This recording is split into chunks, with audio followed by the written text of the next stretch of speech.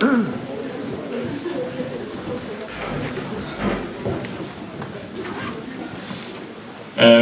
aften. Jeg hedder Asger Lindby og er formand for Foreningen Grøn Erhvervstrekant. Og på vegne af bestyrelsen vil jeg godt byde velkommen til jer alle sammen her. Jeg lige starter med at takke den alternative skole for, at vi kan holde det her. Det er godt, det er jo i området, så det er meget passende. Og så lige et par praktiske ting. Der er toiletter ude bag den dør, nede i kælderen. Nødgangen er der, hvor I kommer ind, og derovre, så tror jeg håber ikke, I kan bruge for nødgangen. Har mange mennesker, så jeg håber, at det går, og I nogenlunde sidder nogenlunde komfortabelt. Det skal jeg nok ikke snakke mere om. Når nu vi går i gang med debatten, så er det vigtigt, at vi lige respekterer hinandens holdninger og sørger for at have en god dialog. Det er vigtigt. Det er jo et dialogmøde her, så vi skal have en god tone. Og så er vi rigtig glade for, at vi har fået faktisk alle partierne, politikerne til at møde op. Det er super. Tak for, at I vil være med. Og velkommen. Og så har vi fået Charlotte Beder, som er aftens ordstyrer, som skal styre sikkert igennem programmet. Så jeg vil give ord til dig. Tak for det. Skal vi ikke give formanden en hånd?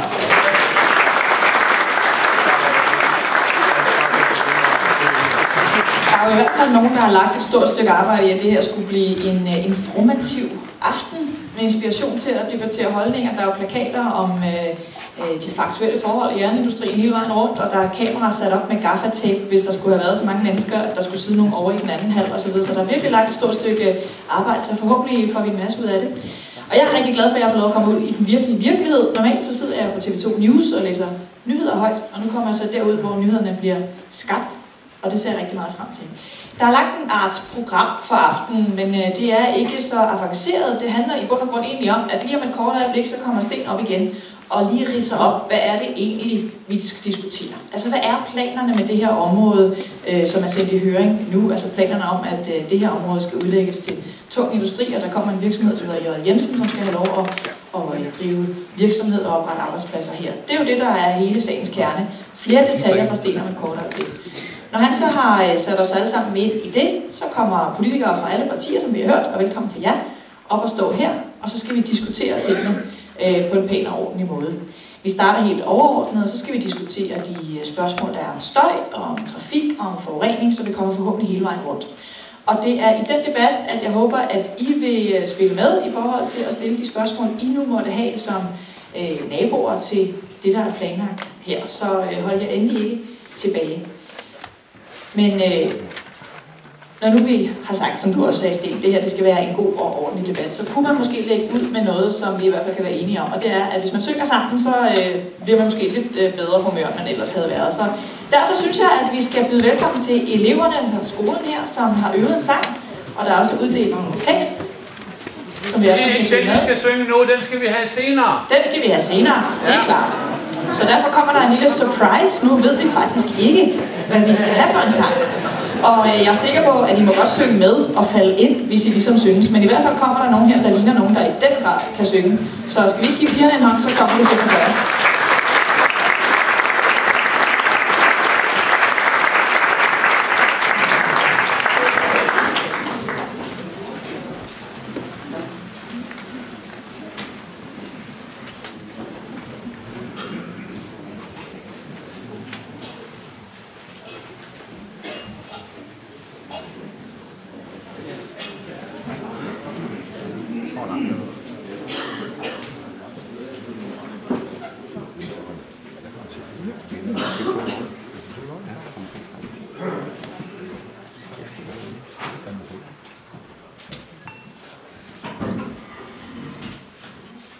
Sådan, så vil vi være. Ja, vi starter lige med en, jeg kommer faktisk ud fra Hillerød Lille Skole, som er en underbygning til klasse, og vi leverer en masse elever hertil, og der har vi teaterforestilling en gang om året. Og den her sang, det er en gammel Michael Jackson-sang, som hedder oprindelig Earth Song, som jo handler om miljø og hvad er det, der sker. Den har vi sådan gendigtet, så nu får I den så i vores version. Er de unge mennesker klar? Ja, Kim. Okay. Det kan I måske ikke synge med på, men til gengæld kommer der en Sebastian-sang senere, som er blevet opdelt. Godt? Det tager vi lidt.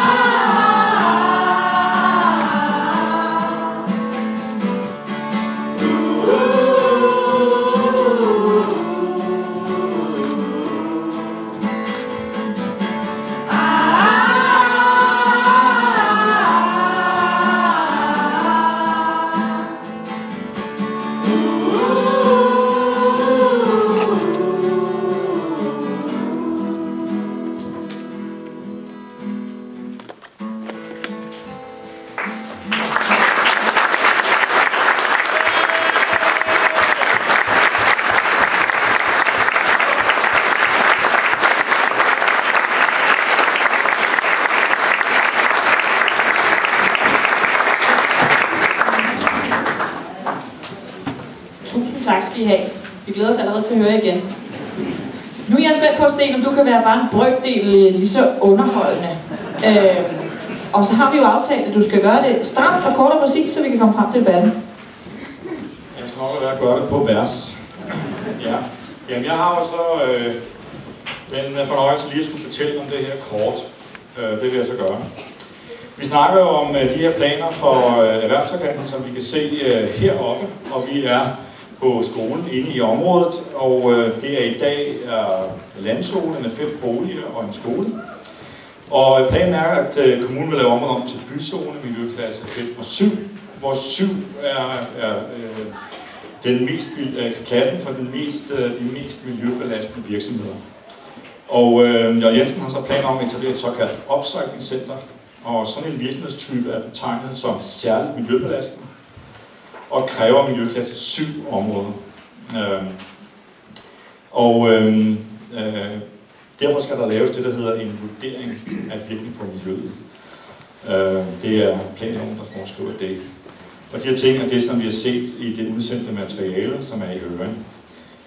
Der er planer om at behandle 600.000 tons affald, nedknuse beton, deponere forurenet jord, håndtere farligt affald, blandt andet miljøgiften PCB. Og så regner Jørgen Jensen med 1000 lastbilkørsler om dagen. Det var meget kort. Tak for det. Det er sjældent, at jeg oplever, når jeg beder nogen svare kort, så rent faktisk gør det. Så nu kan vi jo komme lidt før i gang med debatten, end jeg egentlig havde troet. Imponerende, forbilligt. Og det kan man måske tage til efterretning, når man både skal stille spørgsmål senere, og når man skal svare på dem, at man kan godt gøre det kort. Der er ikke noget, der er så klogt, at det ikke kan siges kort. Det er bare en lille opfordring. Nu vil jeg godt invitere alle de glade debattører heroppe på scenen. Der står et navneskilt ved, hvor vi skal stå. Så hvis I går op og stiller jer, eller sætter jer, hvad I nu synes bag jeres tildelte plads, så kan vi lige lave en præsentationsrunde. Og det betyder også, at hvis der er nogen, der står rundt omkring og ikke har fået en sideplads, så har man vupti lige pludselig kunne veksle den til en plads på forreste række. Og hvis der er nogen, der ikke kan høre eller se så godt, så er I velkomne til at komme op og sidde heroppe foran, hvor der nu er en 6-7 pladser mindst til rådighed. Så hold jer endelig ikke tilbage. Træd bare nærmere. Man behøver ikke stille spørgsmål, fordi man sidder på forreste række. Godt. Der er lidt vand til alle sammen, hvis I skulle få en skrubtusse i halsen. Der er en mikrofon ved hver bord, som I skal bruge, når I svarer. Og en stol, I kan sætte jer på, hvis man skulle have dårlige knæ, eller begynde at kede sig, eller et eller andet.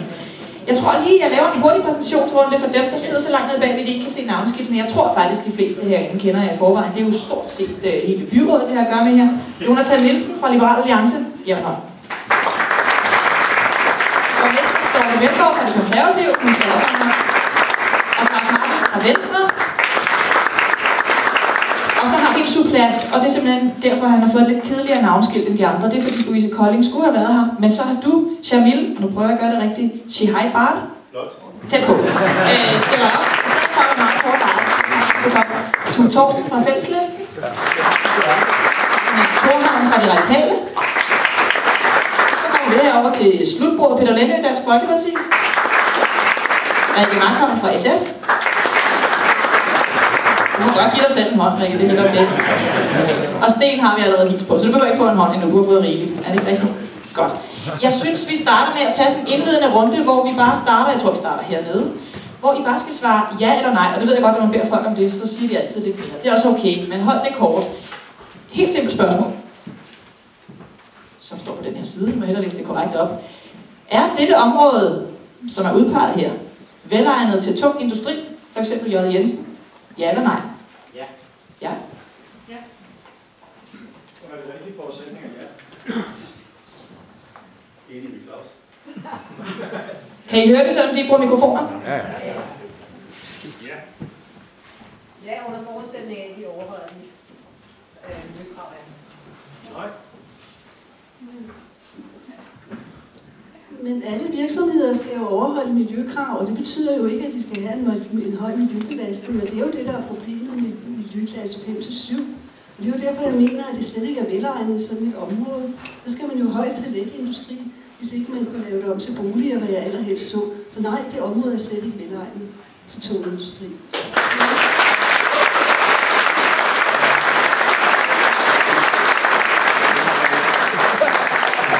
At vi skal begynde at bruge mikrofoner, fordi som I kan se, når man bruger mikrofonen, så får man et meget stort bifald.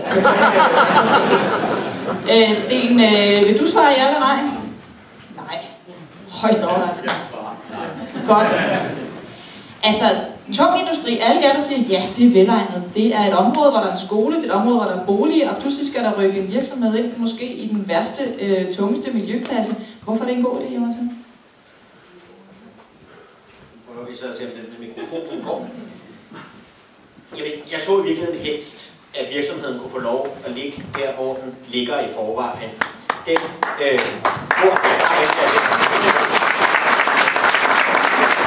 Den port har indtil videre været lukket for os i byrådet. Muligvis åbnes den igen. Det kan være, Claus vil sige lidt om det. Men når jeg sagde ja før, var det selvfølgelig under den samme forudsætning, som den vi oplevede andre steder. At det er et ja, men. Et ja, men, at der er nogle betingelser, der skal være overholdt. Og sådan som sagen har været oplyst indtil videre, der ser det ud til, at virksomheden kan ligge der. En god og sund og solid virksomhed, som i øvrigt gør meget godt for vores miljø. Det synes jeg også er værd at skrive sig bag øret. At den kan ligge der inden for de rammer, der nu engang er dikteret af lovgivningen. Men jeg synes også, at nu kommer der en høringsproces, og jeg synes, det vil være falsk at stå her og så ligesom gøre sig kategorisk på det her tidspunkt. Jeg vil hverken være dumstædig eller firkantet på det her. Jeg synes sådan set, at Grøn Erhvervstrekant laver et rigtig godt stykke arbejde, der bunder i sund faglighed. Så jeg i hvert fald også vil gå til denne her proces både i dag og høringssvarene i det hele taget med den lydhørighed, som de fortjener. Det er jo glimrende. Det håber vi gælder hele vejen rundt. Jeg ved ikke, nu bliver den lige sendt over til dig, Claus, i forhold til det her med, om den kan blive liggende, hvor den ligger i dag. Det tror jeg ikke, der er nogen. Altså, alle i panelet, der ikke synes, det er en god idé. Ræk hånden op. Nej, det er vi enige om. Alle vil godt have, den bliver der. Så skal vi ikke bare aftale, at debatten her til aften handler om, hvad gør vi, hvis ikke den kan blive, hvor den er. Godt.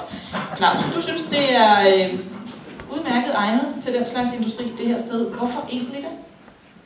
Jamen altså først og fremmest så er det jo sådan, at vi i Hillerød Kommune gerne vil være en kommune, hvor at der er et godt mix imellem at være et godt sted at bo, og et godt sted at arbejde, og et godt sted at drive virksomhed. Og det betyder, at vi skal finde, synes vi, områder, hvor at virksomheder, som i øvrigt arbejder med at genanvendelse af byggematerialer, til vores allesammens glæde, også kan, sådan en type virksomhed skal der også være plads til i Hillerød. Der skal være plads til virksomheder, hvor at, det er akademikere og højtuddannede, der er ansat og kan få arbejde. Der skal også være plads til andre type virksomheder, hvor det ikke er tilfældet.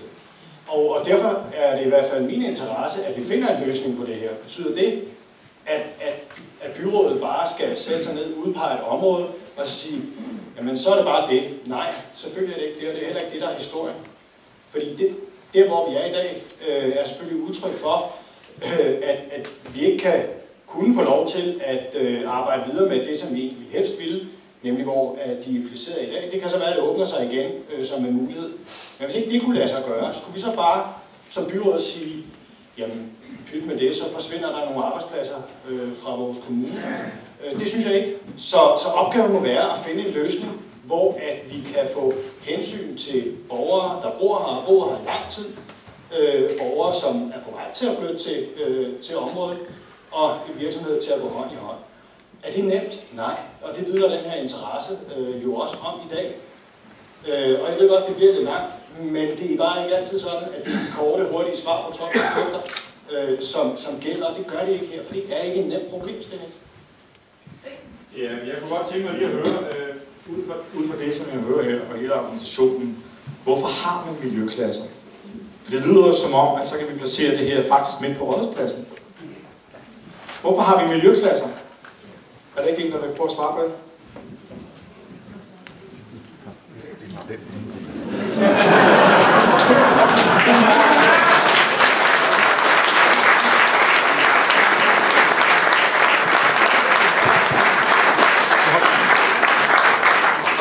Man har formodentlig miljøklasser for at anskueliggøre, hvor mange afværgeforanstaltninger der skal til, for at en virksomhed kan være i et bestemt område. Og der skal jo rigtig, når man er i miljøklasse 7, så skal der rigtig mange afværgeforanstaltninger til, for at man overholder miljøloven.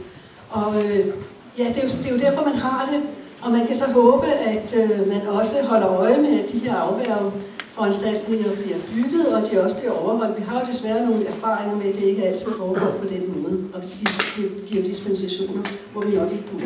Og så vil jeg godt lige spørge alle jer dernede, der siger nej til det her. Hvis så alle afværgeforanstaltninger bliver overholdt, alle støjkrav bliver overholdt og alt muligt andet, er der så noget til hinder for, at den her virksomhed skulle ligge i det her område? Men kunne du ikke godt tænke dig at spørge mig om det spørgsmål, du stillede de andre før? Fordi det vil jeg egentlig rigtig gerne svare på, om det her er en rigtig placering af den virksomhed. Nej, jeg vil faktisk hellere spørge dig, fordi du bringer afværgeforanstaltningen på banen. Og så spørger jeg, hvis alt er overholdt, alle regler er overholdt, er det her så det rigtige sted? Jamen det er stadig ikke det rigtige sted. Og jeg mener, at man har jo fra Man har jo i Nordsjælland, i Københavnsområdet, nogle andre områder, som er udlagt til tung industri, og man kunne vælge et af de områder. Det er ganske vist uden for kommunegrænsen, men forurening er jo noget, der går hen over kommunegrænser. Og man har jo udlagt de her områder, fordi man kan se, at det er områder, hvor det kan ligge og være velegnet. Det er det jo ikke her. Og jeg mener, der er også en problemstilling, der går på, at det her, det er jo rigtigt, det er en virksomhed, som er miljøvenlig på den måde, at man kan genanvende nogle byggematerialer, men man skal jo også transportere de her byggematerialer over enormt lange afstande. Det er jo derfor, der skal mange lastbiler til her. Måske kunne man finde et sted tættere, hvor byggerierne var, for eksempel tættere på København. Og det her spørgsmål kunne vi jo så stille ned til dem, der synes, det her er et velegnet sted. Er der nogen af jer, der har lyst til at svare på, hvorfor man ikke har valgt et af de 12 andre steder, som regionen har udpeget, hvor der kan ligge tung industri? Jo, men det er jo ikke sådan, vi har planøkonomi i Danmark. Altså, nu er der et firma, som gerne vil løse den her meget samfundsvigtige opgave, som har købt en grund, og det kan blive til en realitet. Vi kan jo ikke bare sige til dem, nu flytter I et andet sted hen, så er det slet ikke sikkert, at de vil gøre det. Det er den virkelighed, vi står i. Vi kan sige til dem, at det vil vi ikke have, men så er det jo så, at når man interesserer sig for miljøet, så bliver man altså nødt til at tage det sure med det søde. Og det er nødvendigt at genbruge byggematerialer og rense de giftstoffer ud, så det ikke kommer ud i naturens kredsløb. Det er nødvendigt, at det foregår et eller andet sted. Jeg forstår ganske udmærket, at I helst vil have det et andet sted. Men der er det jo altså, at vi som politikere er nødt til at være dem, der siger, hvor det skal være. Og der er jo også en protester imod det ude i huset, de vil jo heller ikke have det. Sådan er det altid. Men vil vi have et ordentligt miljø, så må vi altså også blandt andet tage smerten ved, at de grove miljøforanstaltninger, de skal foregå et eller andet sted. Men Dorte Meldgaard, hvad har I egentlig gjort for at finde et alternativ til den her beliggenhed? Altså på det tidspunkt, hvor vi kontaktede Miljøministeren første gang, der havde vi lavet sådan en ret grundig beskrivelse af, hvilke øvrige områder vi havde i Hillerød Kommune. Der blev blandt andet nævnt et område i Gørløse, Industri i Meløse, og så var nogle områder i Hillerød Syd også nævnt. Og der har været forskellige grunde til, at vi ikke synes, de var passende. Så det er blevet undersøgt på et tidligere tidspunkt, om der var andre steder. Hvad var det for grunde? Jeg kan ikke huske detaljerne, men noget af det har i hvert fald noget at gøre med, hvordan man kommer hertil. Altså at det er tæt på de store veje. Og hvad angår Fagerholm, så handler det lidt om den helhedsplan, vi har for det område, hvor der er lagt en anden profil. Jeg kan ikke huske de øvrige detaljer, men jeg ved, at det er blevet belyst på et tidligere tidspunkt. Så vil jeg godt høre dem, der ikke vil have det skal ligge her. Hvor synes I så, det skal ligge? Altså,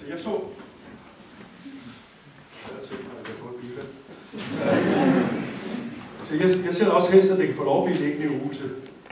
Og det, så vidt jeg har forstået, det har Jørgen Jensen også ønsket.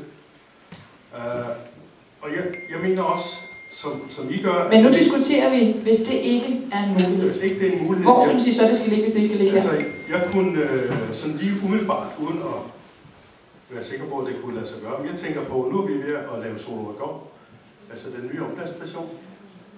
Det ligger meget tæt på motorvejen, og det ligger lige ved Ordensvejen. Der er ikke nogen, der kan genere.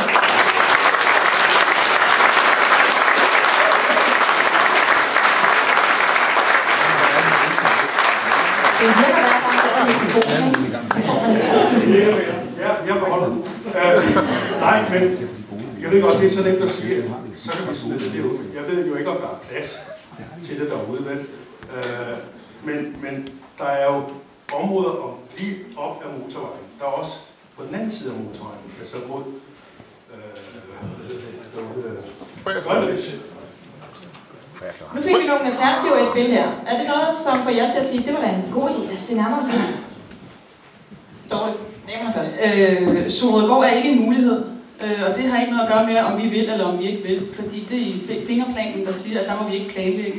Grunden til, at der bliver lavet forsyningens store park derude, det er fordi, det må de gerne, men det ligger i landzone, og vi må ikke, selvom vi gerne ville, planlægge for J. Jensen eller andre virksomheder på det område. Og det gælder også for det andet, på den anden side af den vej, altså Uvelsevej, som er det yderste af Fagerholm. Det ligger også væk fra 2 km-zonen, altså i forhold til togbanen. Så det er fingerplanen, der regulerer det. Og jeg vil også gerne lige sige, nu vi har at gøre med regler, at selvom vi ikke skal tale om uvelse, så vil jeg bare gerne sige, at hvis vi så skulle få en positiv tilkendegivelse fra ministeren om det, så vil det jo også kræve en VVM-redegørelse. Det er jo ikke sådan, så kan vi bare sige, så gør vi det. Og der er også nogle borgere, der bliver kede af det, er det ikke rigtigt forstået? Ja. Ja, så ja, men jeg synes bare, altså man kan ikke forvente, at borgerne har tykket sig igennem alle de talrige landsplandirektiver og lokalplaner og alle mulige VVM-redegørelser, som vi har, men man kan sgu godt forlange, at politikerne har. Og jeg synes, Peter, det er lidt, at du står og siger, at du vil gerne lægge det et andet sted, og du ved jo udmærket godt, at Dorte har ret. Vi kan ikke lægge det andre steder. Hvis vi vil have den virksomhed her, så bliver det på erhvervstrækkanten, og det er det, vi skal tage stilling til. Og så er spørgsmålet jo netop, vil vi have den? Altså, er situationen den, at hvis ikke Jørgen Jensen får lov at ligge her, så skal den slet ikke være i kommunen? Og hvad så? Kan vi ikke bare tage en runde? Hvis den ikke kan ligge her, skal den slet ikke være i kommunen. Er det sådan, det er, Jonathan? Du starter. Jamen, jeg ser gerne, at vi har Jørgen Jensen i kommunen. Jeg synes, Jørgen Jensen, jeg var ude og besøge virksomheden tidligere i år, og jeg oplevede dybt engagerede medarbejdere, der brændte for deres felt. Jeg oplevede en virksomhed, som var satte nye branchestandarder for det, de gjorde. Og jeg oplevede en virksomhed, som faktisk gik rigtig op i at gøre gode ting for vores miljø. På en måde, hvor det i øvrigt ikke krævede, at alle vi politikere kom med pegefingeren, men fik en virksomhed ud af det. Det synes jeg faktisk, der er rigtig meget pænt at sige om. Jeg synes også, der er rigtig meget pænt at sige om virksomheder, der vælger vores by til i det hele taget. Især virksomheder, som vil placere 500 arbejdspladser her. Så jeg synes, der er mange gode grunde til at holde på Jørgen Jensen her i byen. Men det er klart, og det vil jeg gerne understrege igen, at det skal selvfølgelig ske inden for de regler, der gælder. Og det vil sige, at vi skal være sikre på, at kommer virksomheden herud og ligge, så er der nogle krav, der skal overholdes. Så det er alle de der diskussioner, vi kommer ind i om lidt omkring støj, omkring partikler og sådan nogle ting. Hvordan man håndterer dem, og hvad er det for konkret for nogle afværgeforanstaltninger, der er. Men der er ingen tvivl om, at det er en virksomhed, der har meget bidrag med til Hillerød og til Danmark. Så den skal altså være her i kommunen, men reglerne skal overholdes. Sten, hvis nu den ikke skal ligge her, og ikke kan være andre steder i kommunen, er det så bare ærgerligt med de flere 100 arbejdspladser, kommunen så går glip af? Ja, nu er det jo ikke os som borgere at se den slags. Det er jo forvaltningen. Du har vel lov til at tænke på din kommunes interesser som borger? Men jeg kunne forestille mig, at der kunne være mindst lige så mange arbejdspladser til det, vi kalder let industriområdet. Mindre virksomheder. Hvem er det, der siger, at det giver flest arbejdspladser ved at lave tung industriområde? Har du navn på en virksomhed, der er klar til at lykke ind? Nej, det er ikke lige det, jeg gør det mest i. Og det mener jeg ikke af os som borgere. Det er ikke vores opgave at gøre det. Vi kan bare se det med arbejdspladser. Det tror jeg ikke er det, der tæller her. Er den business case lavet, at man har simpelthen vurderet, at den type virksomheder i miljøklasse 5-7 giver flest arbejdspladser? Eller hvad? Eller er det bare noget, vi går og drømmer? Og jeg vil lige sige det andet der. Det er jo, du snakker rigtig meget om det her med, at hvis nu kravene ikke er overholdt, hvad så? Jeg vil jo mene, at det er en total illusion at tro, at man kan tage et område og give det miljøklasse 7 og lægge det klods op af beboelse. Det vender vi tilbage til, når vi kigger på VVM. Ja, du skal nok få lov at sige noget om det. Jeg vil godt høre, er der nogen i byrådet, der mindes, at man har lavet den her analyse med for de flest arbejdspladser og flest skatteindtægter til kommunen ved at lægge det om til tung industri, så vi kan have Jørgen Jensen her, eller kunne man, hvis man nu det være let industri, for lige så mange arbejdspladser? Nogen, der har et bud på, om den analyse er lavet? Nej, jeg ved ikke, at den er lavet, men jeg synes, at Jørgen Jensen er en virksomhed, som vi gerne vil have, fordi de har et miljøperspektiv.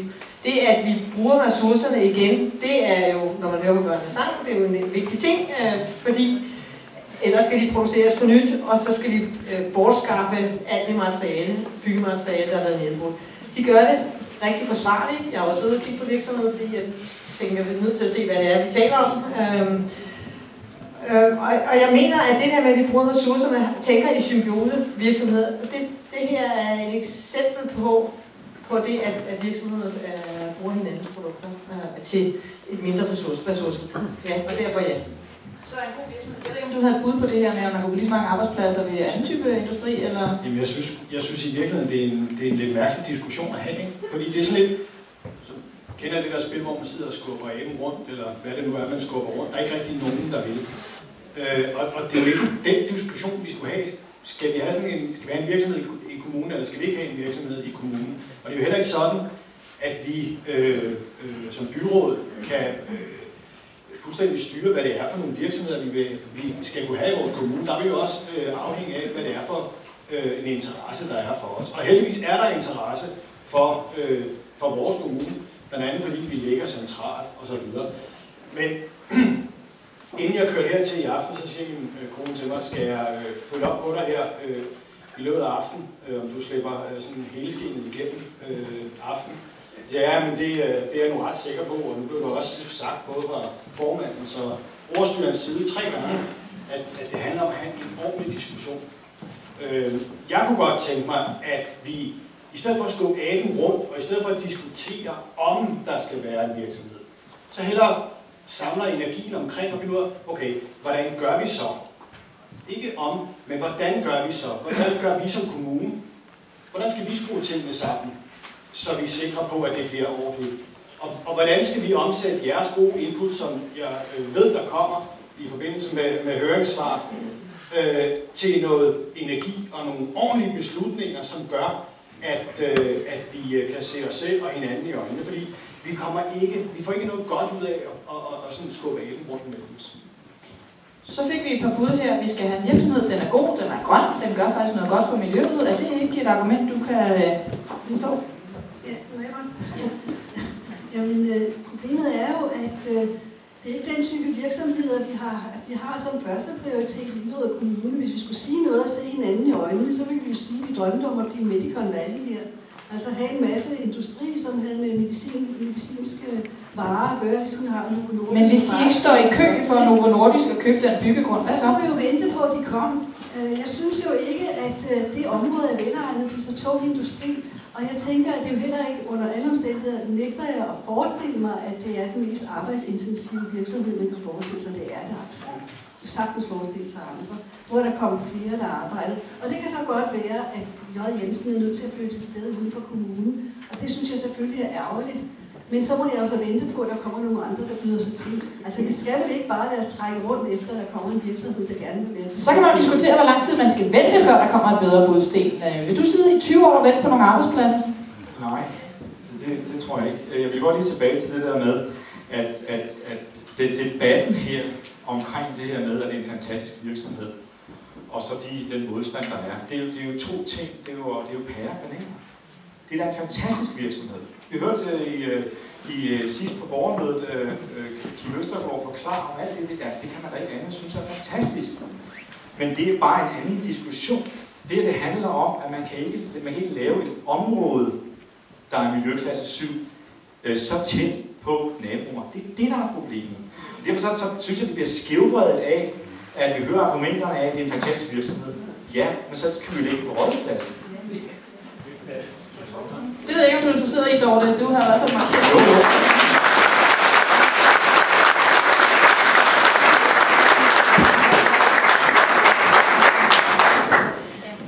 Når Hillerød Kommune får en henvendelse fra en virksomhed, og det er sådan set uanset om virksomheden ligger i kommunen eller ej i forvejen, og spørger, vi kunne godt tænke os at lave et eller andet, må I har et sted, vi kan være. Så går vi i gang med at kigge efter det, så går vi ikke i gang med at sige, nej, kan I ikke tage på Rådhuspladsen, eller skulle I ikke tage til en af de andre kommuner? Så prøver vi rent faktisk at se, om vi kan hjælpe dem. Og det gør vi jo, fordi vi godt vil tiltrække og beholde de virksomheder, vi har i forvejen, især hvis de så også vil vokse. Det synes vi egentlig normalt er helt fantastisk. Og så vil jeg sige, at de arbejdspladser, vi taler om her, det kunne godt være, at nogen har en drøm om, at alle virksomheder i Hillerød, det er sådan nogle medico-virksomheder, men vi plejer rent faktisk også at være glade for, at det er forskellige typer arbejdspladser, vi har. Sådan så der også eventuelt er noget for ufaglærte, og der er noget for højt uddannet og alt midt imellem. Og det er jo en af grundene til, at når der kommer sådan en henvendelse, så siger vi ikke nej tak. Så siger vi, ja tak, det vil vi gerne prøve at undersøge. Og så vil jeg gerne understrege, at vi er jo altså i en høringsperiode. Og det betyder, at vi får rigtig mange høringssvar, som vi skal kigge på og læse rigtig grundigt. Og rigtig mange ting, inden vi forventeligt får den her sag til politisk behandling igen i januar. Så vi er jo altså i en høringsfase nu. Og så må jeg også sige, hvad angår miljøklasser, altså om det er 3 eller 7, så er det jo de samme regler, der gælder. Men foranstaltningerne skal være større, om jeg så må sige. Altså, hvis vi taler støjvold, så skal det måske være dobbelt så højt, hvis det er en miljøklasse 7 frem for en miljøklasse 3, uden i øvrigt, I må hænge op på tallene. Men reglerne og kravene er jo de samme, uanset hvilken miljøklasse virksomheden har. Og så fik du sagt et par kodeord, nemlig høring og krav og tal, og det skal vi dykke ned i nu. Jeg skal bare lige høre, er der nogen her i salen, der har et spørgsmål på baggrund af noget af det her, vi har diskuteret, før vi dykker ned i støj og trafik og alt muligt? Der er et hernede på mellemrækken, kan man vel kalde det. Du må gerne sige dit navn, og så rejse dig op og stille dit spørgsmål. Jeg bor lidt længere væk end lige i området her. Jeg kan finde på mange spørgsmål, men nu gør vi det kort og enkelt. Hvis politikerne kigger 15-20 år frem i tiden, er det så mest sandsynligt, at man ville udvide boligområdet omkring Ålholmparken, Ullerødparken, som ikke engang helt er solgt færdigt, eller at det måske var lige klods op af Novo Nordisk Biogen og kommunens rådhus, at man der ville tænke, der lægger vi sgu boliger. Så hvor ville man 15-20 år frem i tid ønske at kunne udvide med boliger? Ja, altså vi har jo sådan ligesom 2 hovedplaner. Nu bygger vi Ullerød Nord færdigt, det går stærkt i øjeblikket. Så har vi den strategi, der hedder byfortætning, og det vil I se i løbet af nogle få år, så bliver alle de tomme grunde inde i byen udbygget. Og så har vi Hillerød Syd. Der er jo ikke planlagt boligudviklingsområder her omkring det nærmeste, eller uden for bymidten, og ikke Hillerød Syd. Det er jo Skævinge, Moskov, hvor der i øjeblikket er nogen, der har nogle planer for udbygning, og som måske bliver sådan noget, ellers er der nogle andre, der får lov. Så der er ikke planer om at udbygge boligområderne her. Svarer det på dit spørgsmål? Så prøv igen. Hvor ville man kunne ønske sig lidt boliger? En forlængelse af allerede eksisterende boligområder, eller klods op og ned af lidt tungere industri, som ligger syd på byen? Jamen, jeg kan kun svare det samme, som jeg gjorde lige før. Det var de planer, vi har for de næste mange år. Jeg spørger ikke til de eksisterende planer. Jeg spørger om nogle visioner, der går 15-20 år frem i tid, og siger, hvordan ønsker man Hillerød ser ud til den tid? For hvis man pludselig ønsker, at man godt kunne tænke sig boliger der, så er man færdig med at ødelægge de muligheder. Jamen, jeg er nødt til at forholde mig til de planer, vi har vedtaget, og der er ikke nogen, der ønsker at udbygge her. Men hvis du ikke har lyst til at give et visionært svar, så tror jeg, vi giver mikrofonen videre til en. Det synes jeg sgu ikke er rimeligt. Vi har nogle kommuneplan og en landsplan. Ja, jeg svarer på, hvordan men der bliver spurgt til, hvor vil I gerne om 15-20 år drømme om? Hvis det så er sådan, at J. Jensen ligger der, så er det jo nok ikke der er nogen, der vil lægge boliger lige klods op ad.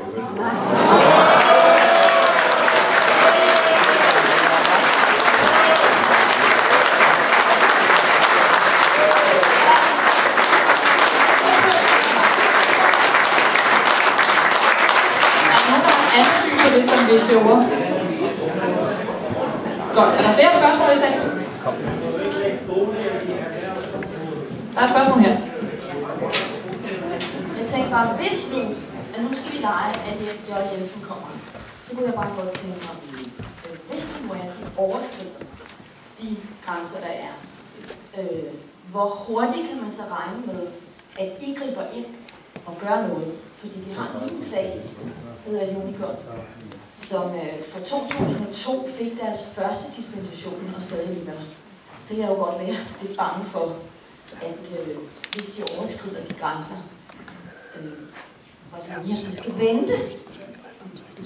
Falder hammeren med det samme, eller får de et par advarsler, eller får de 10 dispensationer i 10 år, så de bare kan fortsætte dårligt? Altså, lovgivningen gælder jo selvfølgelig, og vi står sådan set alle sammen heroppe og siger, at de regler, der er, de skal overholdes. Der er lidt en forskel på Unicon og så på det her, på den her erhvervstrekant, fordi Unicon lå der, og så kom der boliger, og så har man skulle opgradere sådan løbende. Her vil det jo være en virksomhed, der bliver placeret, hvor der er nogle boliger, og derfor så er der ikke ligesom, altså jeg skal ikke kunne sige, at nogle regler kan blive ændret på et tidspunkt, så kravene bliver skærpet, men jeg synes faktisk, vi siger ret tydeligt, alle os, der står heroppe, at de krav, der er, de skal overholdes. Og hvis ikke de bliver overholdt, jamen, så gælder loven jo, altså ligesom for alle andre virksomheder, med de sanktioner, der nogle gange er der. Og så tror jeg, vi lige skal tage en runde. Du markerer, Christine. Ja. Tag lige mikrofonen, så vi kan høre det. Og jeg har diskuteret med mine kollegaer heroppe, om vores tilsynsafdeling er stærk nok, fordi det er jo vigtigt, når vi har sådan nogle virksomheder, at vi har et tilstrækkeligt tilsyn, fordi at det skal bare fungere. Så det vil jeg stille som spørgsmål til borgmesteren, fordi det kræver det simpelthen, når vi arbejder med sådan nogle projekter her. Og så skal vi snart snakke budgetter, men det kan vi lade. Det kan vi godt. Men i forlængelse af det spørgsmål, der bliver stillet her, altså så er der jo den her lille trussel om noget dispensation. En ting er, at regler skal overholdes, men kan man få en dispensation til så at gøre noget en enkelt dag, en enkelt time, en enkelt uge, en enkelt årstid osv. Jeg vil bare gerne høre, er I for at bruge dispensationer, eller er I imod at bruge dispensationer? For og imod. Kan vi starte med dig, Jonathan, for og imod? Men i udgangspunktet er jeg imod. Det er jo fuldstændig rigtigt, hvad Dorte sagde i denne her sag, at den adskiller sig fundamentalt fra Unicon-sagen, fordi Unicon var der altid. Det vil sige, at alle de naboer, der kom, de vidste sådan set, hvad der var at indrette sig på i det område. Og alligevel har vi, og det har jeg sådan set også selv medvirket til, strammet vilkårene løbende i forhold til at sikre, at støjniveauerne blev nedbragt. Her placerer man en virksomhed i et område, der er tæt på boliger, og det vil sige, at i udgangspunktet ligger der ikke dispensationer. Når jeg siger i udgangspunktet, når jeg har det der lille forbehold, så er det fordi, jeg for nylig er blevet klogere på dispensationer og fundet ud af, at dispensationer er ikke sådan noget enten eller. Altså dispensationer kan godt være, at man får lov til i en meget afgrænset periode at gå lige over en eller anden fastsat værdi. Der synes jeg også, at det er vores rolle som politikere at forholde os realistisk til den verden, vi lever i. Men jeg har det sådan, at mit udgangspunkt er, at de begrænsninger, der er i udgangspunktet i lovgivningen, de skal gælde. Og Jamil, nu ved jeg, at det er utaknemmeligt for dig, som ikke har lejlighed til at have sat dig ind i sagen osv., men det principielle i dispensationer, altså at sige, her skal ligge en virksomhed, den skal overholde de krav, med mindre, og så kan den godt, og så må den gerne, og om fredagen kunne den godt. Hvordan ser I på det på Socialdemokraterne? Hvis man husker de beslutninger, som vi har taget i byrådet i sin tid var angående Unicon, så det er jo sidst tydeligt og klart, vi vil meget gerne varsle påbud med det samme. Men forudsætninger for Unicon, det er fuldstændig rigtigt, hvad borgmesteren siger faktisk, at virksomheden lå der siden 1967. Så forudsætninger for dispensationer, det er jo anderledes. Men når det er op til mig faktisk, det har vi også sagt i byrådshallen sidste gang, eller det sidste, hvad skal man sige, gang vi har behandlet sagen, at det skulle være sidste gang, Unicon får dispensation med socialdemokrater stemmer faktisk. Så om det er Jon Jensen eller andre virksomheder, det skal leve op til lovgivningen i dag 1. Og det er enig med Christina faktisk. Jeg ved ikke faktisk, om vi råder i vores kommune nogle, hvad skal man sige, udstyr, som vi kan rykke med det samme, og så foretage de målinger faktisk. Det var også for man får MTO at rejse det på et tidspunkt. Og det må vi tage en diskussion, når vi taler om projekterne fremadrettet. Så reglerne skal overholdes, og som udgangspunkt ingen dispensationer. Er det noget, der gør jer tre trygge dernede på nej tak til det her projektfronten? Altså man må sige, at i forbindelse med Unicon, så var SF jo et af de partier, som mente, at nu kunne det være nok, at vi stemte så imod yderligere dispensation. Og jeg synes også, 10 år var rigtig, rigtig lang tid at gå, også for lang tid at gå, selvom naboerne godt vidste, hvad det var for en industri, der går. Altså tryg ved det, der bliver sagt her? Jeg er ikke specielt tryg. Er du, Sten? Nej, slet ikke. Og det er jo noget at gøre med, at det handler om troværdighed. Det handler jo om, at man er det, som man har gjort. Og vi kigger jo på, hvad der foregår af sager. Og vi er bare utrygge som borgere. Vi har ikke tillid til, at man rigtig faktisk formår at stille de rigtige krav. Det kan vi komme tilbage til. Det lyder jo simpelt. Det er det bare ikke. Har vi en kommune og en forvaltning, som kan følge op på, om der rent faktisk om de bliver overholdt. Jeg siger på, at borgerne skal nok gøre opmærksom på, at de ikke bliver overholdt. Og bliver der så gjort noget ved det. Problemet er, så er skaden sket, og virksomheden ligger der. Det er det, der er problemet. Vi er ikke trygge ved det, nej. Kan I forstå hernede, at der er nogle borgere, som ikke helt har tillid til jer på den her front? Det kan jeg godt forstå på baggrund af den Unicon-sag. Det viser jo, at kommunen ikke kan gøre det, den skal. Det kan jeg kun beklage. Det er ikke...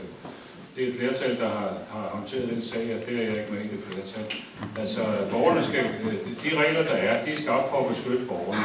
I skal kunne regne med, at når der ligger en virksomhed, eller vi giver lov til en virksomhed, så kan I læse 55 dB ved skilt, så skal det være 55 og ikke 57 dB ved skilt. Sådan er det. Det er min holdning til det. Og den Unicon-sag, den kommer meget ubelejligt, vil jeg sige, hvor vi skal stå samtidig her og prøve at betrygge jer over, vi overholder reglerne.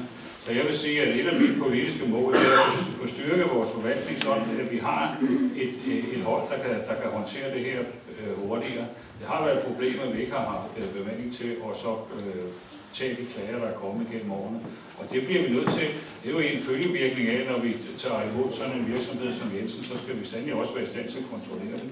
Og om nødvendigt forlange, at de stopper, hvis de ikke kan overholde de regler, der er. Men at blive bedre til at håndtere klager, var det ikke bedre slet ikke at få nogle klager?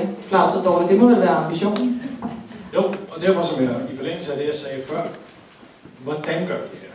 Der kunne jeg godt tænke mig at høre Sten, altså sige, jeg har respekt for synspunktet, og jeg ved, at du er ikke alene om det her i salen.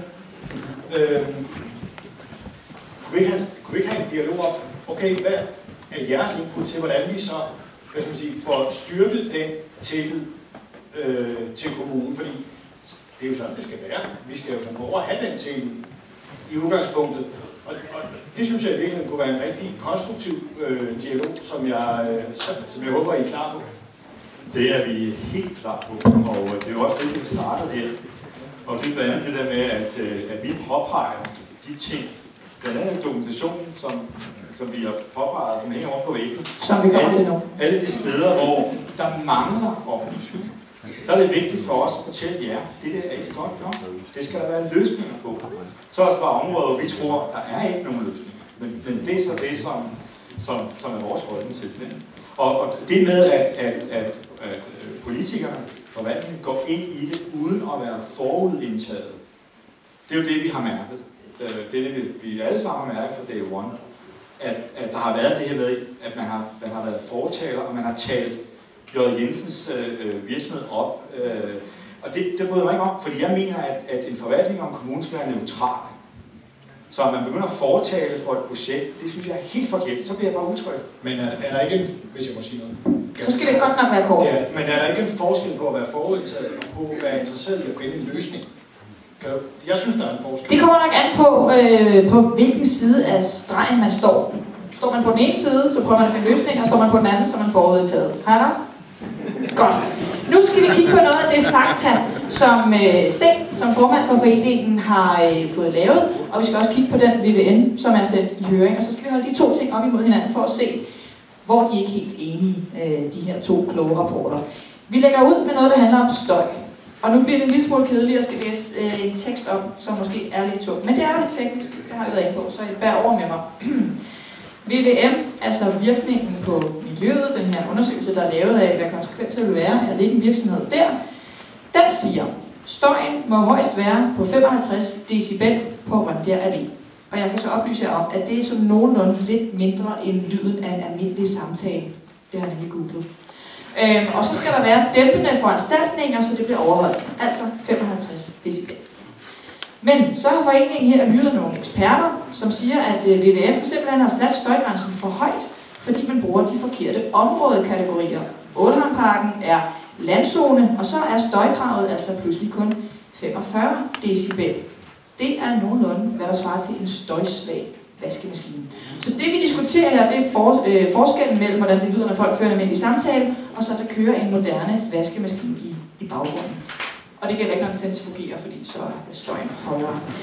Og så mener foreningens eksperter også, at der mangler et særligt tillæg for impulsstøj i Ålholmparken, og dermed overskrider man også der støjgrænsen. Og desuden mangler der dokumentation i VVM'en, mener i hvert fald eksperterne her, for at den her støj rent faktisk kan dæmpes som påkrævet.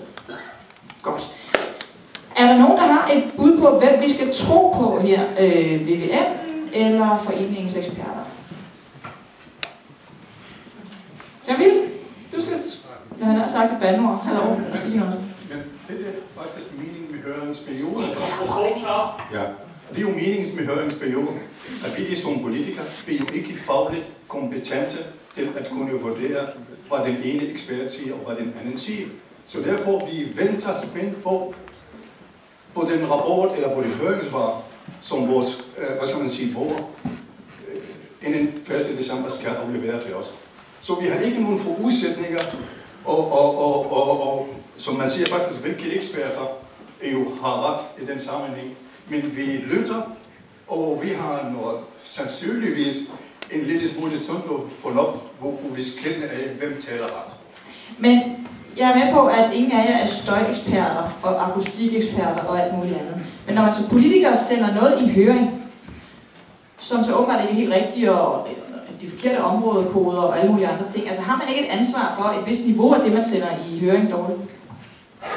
Jo, og det mener jeg faktisk også, der er. Altså, fordi man kan ikke forvente, at de 27 medlemmer af Hillerød Byråd, de har forstand på støjberegninger og lige præcis ved, hvad for en områdekategorisering et eller andet bestemt område har, fordi det er jo det, vi bliver oplyst.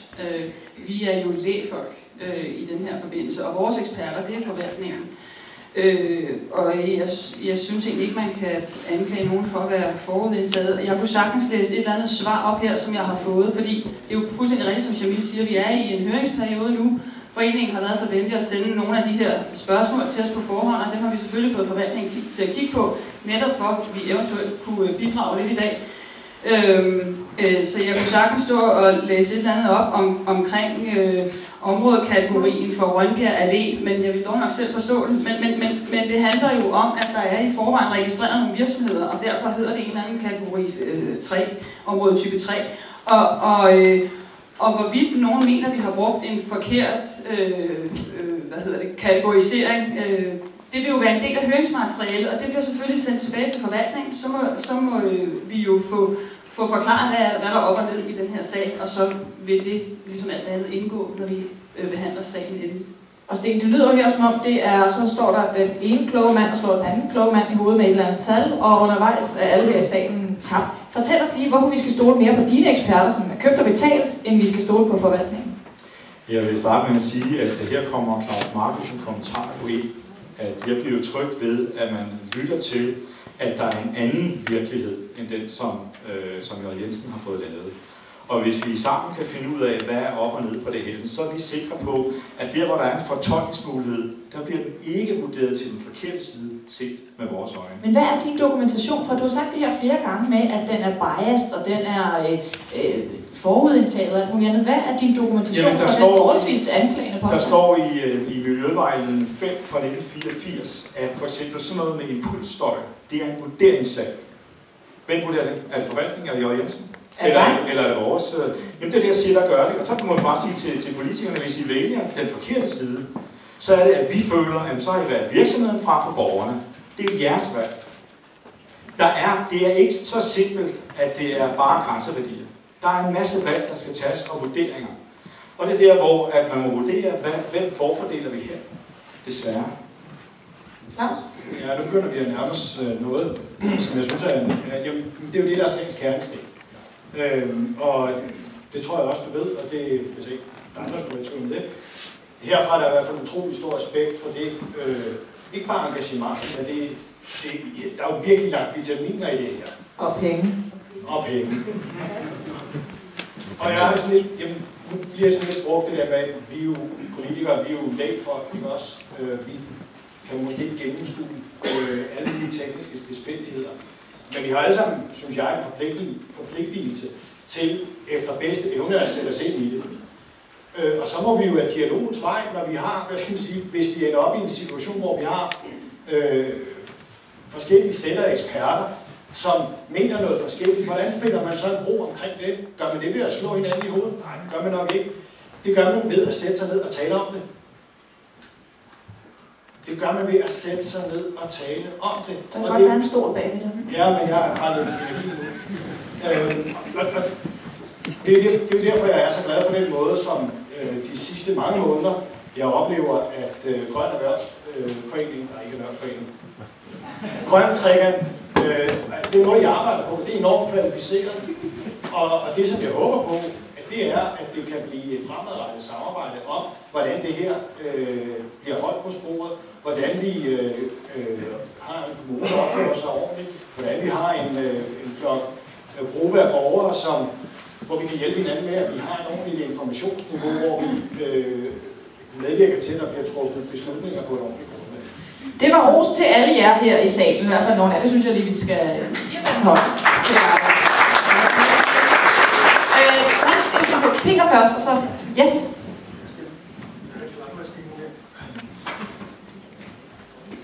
Min opfattelse af at være byrådspolitiker, det er, at vi er borgernes tillidsfolk. Det vil sige, at vi skal lytte til borgerne. Og hvis det viser sig, at VVM siger et støjniveau, og jeres undersøgelse via et civilt firma siger noget andet, så vil jeg altså helst lytte til borgerne. Stoler du ikke på din egen forvaltning? Jo, selvfølgelig gør det, men de kan også tage fejl. Men med hensyn til støj, så er jeg lidt belastet, fordi efter 40 år i flyvevåbnet som tekniker, så ved jeg godt, hvad støj er.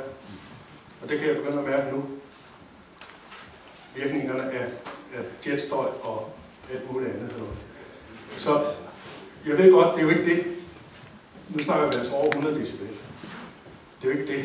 Men det andet, det er lige så irriterende. Men hvad med alle de der lastbiler? 1000 lastbiler om dagen? Det kommer vi til. Det er jo også støj. Rikke?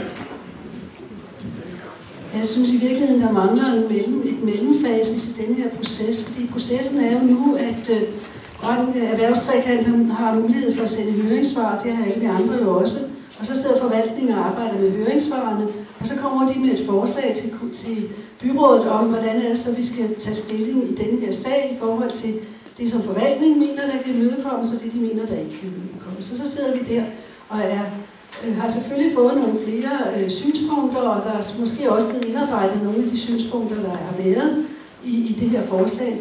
Men der, hvor jeg synes, der mangler, det er jo egentlig en mellemdialog, fordi jeg har jo også været inde og spørge til, hvordan skal jeg egentlig se på nogle af de her spørgsmål, der er kommet, og jeg har fået nogle svar fra forvaltningen. Og jeg tænker, at de her svar vil være rigtig nyttige for Grøn Erhvervstrekant at få, fordi så kunne de jo ligesom se, hvordan det er, man har tænkt i kommunen, og måske taler man indimellem forbi hinanden, og det kunne man så jo egentlig undgå ved, at man havde en dialog undervejs. Så vil jeg godt lige høre herned, de spørgsmål, der er blevet rejst i det her tilfælde om støj, som I nu får forvaltningen til at kigge på, og skal kigge på eksperternes vurderinger. Hvordan vil I gribe det an? Altså, hvad vil I gå tilbage og forlange af forvaltningen nu, og hvordan vil I bruge det input, I får herfra, versus de svar, I får fra jeres folk?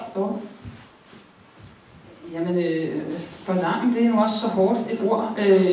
Dem, der sidder og arbejder med det her, de har jo et arbejde, de ved sådan set godt, hvad de skal. Vi har en høringsperiode, og der kommer noget ind. Vi har allerede fået noget her på halvvejen, og jeg formoder, det var fordi, vi skulle have det her møde i dag. Ellers ville det ligesom have kommet, når høringsfristen var udløbet. Men vi vil jo selvfølgelig forlange det, som vi altid forlanger, at alle høringssvar bliver taget seriøst, og det bliver de også altid, og vi tager dem også selv seriøst, læser dem. Og vi kan stille yderligere spørgsmål, jo. Når vi har læst noget, så kan det jo godt være, at vi også tænker, det kan da godt være en pointe der, så vi har jo muligheden for at spørge mere ind til det. Men det handler jo om, at hver gang der bliver stillet spørgsmålstegn med noget, så er det jo klart, så skal det lige belyses igen, og så skal vi lige have at vide, hvorfor er det, man kan forstå det her på 2 måder, eller hvor er det, vi ser forskelligt på det her. Så vi alle sammen klogere. Jamen, det var mest fordi Dorte startede med at sige, at vi kan ikke forlange. Jamen, jeg synes, at vi selvfølgelig forlanger vi det af vores forvaltning, når der kommer nogle input, som påpeger nogle vinkler, som VVM ikke har lagt vægt på, eller har set anderledes på. Så det forlanger vi, og det vil de jo rigtig gerne, vores embedsfolk, kigge på, fordi altså, jeg synes ikke, den er partisk VVM, men I har jo været rigtig gode til at finde nogle vinkler, som I siger, det her er ikke belyst. Rigtigt, det kæmpe arbejde og engagement og betaling, som I har lavet for at få de her data frem, det er jo ikke noget, der bare har lige været nemt at skaffe. Det skal vi jo selvfølgelig tage meget seriøst og behandle, og så har vi et nyt grundlag at tage stilling ud fra, og eventuelt nogle andre afværge foranstaltninger. Og jeg synes jo et eller andet sted, det er ærgerligt, at I har været nødt til at gøre det, eller synes jeg er nødsaget til det, fordi den VVM, der skal ligge, den skal jo helst afspejle så meget og så grundigt og så videre. Ikke? Men tak, fordi I har gjort det, fordi de gør også klogere også på den beslutning, vi skal lave, fordi I skærper vores bevidsthed så meget. Du skal lige have lov at kvittere på det, Sten, så går vi videre til næste indslag. Nu er det jo sådan, at som borger er man jo ikke inde i alt det der planarbejde og forvaltningsarbejde, så bare sætte sig ind i det er jo en kæmpe opgave. Og det, som er svært, det er jo, når man læser, der er jo, nu snakker vi meget om den VVM, der er 6 høringsdokumenter. Når man ændrer et område til miljøklasse 5-7, så skal der laves en vurdering af miljøpåvirkningerne. Har I læst det dokument? Hvad synes I om det? Prøv lige at fortælle mig om det.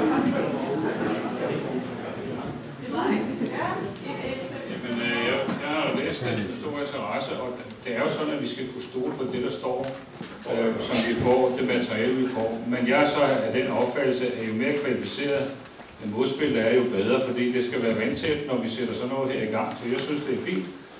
Glimrende, og jeg synes også, det er lidt spændende, fordi når folk spørger, hvordan tør du stole på en idræts for eksempel, men det er fordi, jeg ved, at hvis de laver en rapport, som viser sig ikke at du, så hører vi dem ikke en anden gang. Men Sten, jeg tror, du havde en pointe med dit spørgsmål. Nu er det bare sådan, at vi også nogle gange hører Kobe, og nu er de to op mod hinanden, og det er sgu meget interesseret i at se, hvordan det kommer til at spille ned. Det var ikke Ramsø, ja. Den hører vi også nogle gange. Og det er jo en underlig situation, men den må vi se, hvordan den falder ud. Men altså, som borger på den anden side, så har I som byråd sendt 6 dokumenter i høring. Og når man åbner det ene, det jeg lige nævnte, så står der intet. Så er det, at det med troværdigheden, den lider knække, fordi man kan se, at der står intet om miljøpåvirkninger i for et område, ved at opgradere området. Der står intet i det. Intet. Altså, hvis der er nogen her, der kan benægte det, så er de ikke læst det. Og de har simpelthen ikke læst det så. Der står intet om, og det er det første, som Rambøll sagde. Denne her er intet værd. Der står intet om miljøpåvirkninger. Godt, og det står sikkert også i jeres høringssvar. Nu skal vi videre til noget andet i den her, hvad skal vi kalde det, sådan en slags battle mellem VVM på den ene side og Foreningen Grøn Erhvervstrekant på den anden. En battle på fakta og kedelige tal. Det er en nyskabelse. Det handler om trafik. I VVM-redegørelsen der står der, at der faktisk allerede i dag er problemer med afviklingen af trafikken i området, især i sydlige rundkørsler. Og så afventer man altså en analyse fra VIA Trafik af trafikbelastningen og de her nødvendige afværgeforanstaltninger, som alle taler så meget om. Og desuden så står der faktisk i VVM'en, at J. Jensen, så fremt og de nu får den her grund og skal udvide, faktisk skal dække omkostningerne til trafiklys og cykelsti. Så vidt så godt. Så er der nogle eksperter, som på foranledning af foreningen har konkluderet, at der altså mangler en vurdering af trafikbelastningen fra al trafik, inklusive andre virksomheder i området, og at før den kommer, altså den her vurdering af, hvor slemt bliver det egentlig, hvor meget bliver det egentlig, hvad taler vi om, før man har den vurdering, så bør man egentlig ikke sende et forslag i høring, for så er det lidt svært for folk at forholde sig til, hvad de skal mene. Desuden indeholder den her udbygningsaftale med J. Jensen, den om trafiklys og cykelstier, ingen aftaler om rundkørsler eller veje, og desuden er der ikke aftalt noget budget, med risiko for, at hvis det nu bliver rigtig dyrt med rundkørsler og veje, så ender regningen. Hvem ved? Det er ikke aftalt. Måske hos kommunen. Man ved det ikke. Og det er alle de her ubekendte, som jeg forstår, er en udfordring. Vi kan jo tage fat i det her med, at man sender noget i høring, uden at der er en analyse af trafikbelastningen. Man skriver, den kommer senere. Hvordan skal folk forholde sig til det, når de skal lave et høringssvar derude? Jamen, der er jo lavet en vurdering af, hvor mange biler, der kommer til at køre. Så jeg tror simpelthen ikke, jeg har forstået spørgsmålet, men det må vi så igen også. Det kan være, du skal udbygge spørgsmålet så. Der står i VVF'en, at man afventer en trafikanalyse for VIA Trafik. Det er ikke noget, vi finder på. Det står der skrevet ind i. Der står i procenter, hvor mange flere biler der kommer. Men vi kan som borgere ikke leve af procenter. Vi skal vide, hvor er det VIA Trafik mener, at det skaber problemer for borgerne i det daglige. Er det myldretiden? Er det klokken 2? Eller hvor er det? Står der intet om, fordi man afventer, står i VVM. Og lige præcis til det vil jeg sige, det har vi ikke kunne finde nu her, hvor det præcis står efter, vi har kigget igennem. Og det må så derfor bare være noget af det, vi tager med tilbage, fordi det betyder bare, at vi ikke har nogen mulighed for at svare på det nu. Men betrykker det jer?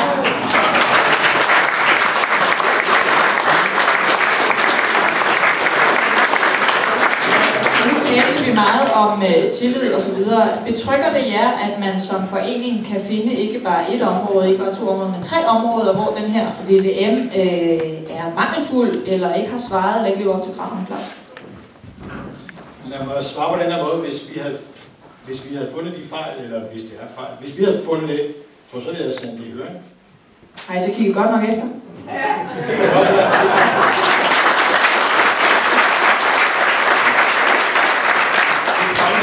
Min pointe er, i stedet for, og jeg forstår godt budskabet, i stedet for at sige, at det er også bare fordi de 27 medlemmer, der er i byrådet, de er fuldstændig helt hen i vejret, og det ene og det andet.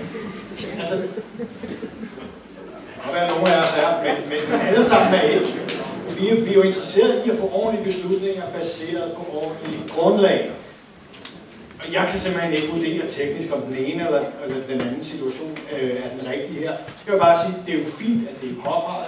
Lad os så komme videre sammen, ikke også? I stedet for at slå hinanden i hovedet med det. Sten, er det egentlig ikke lidt urimeligt det her? Altså man laver høringssvar på alt muligt andet. Det gør man også med lovforslag fra ministerier, hvor der sidder nogle af de klogeste kronjurister i riget. Alligevel kommer det i høringer, der kommer nogle høringssvar, og tingene bliver tilpasset. Har I lidt efter håret i suppen, bare for at kunne så mistillid om byrådets hensigter med det her?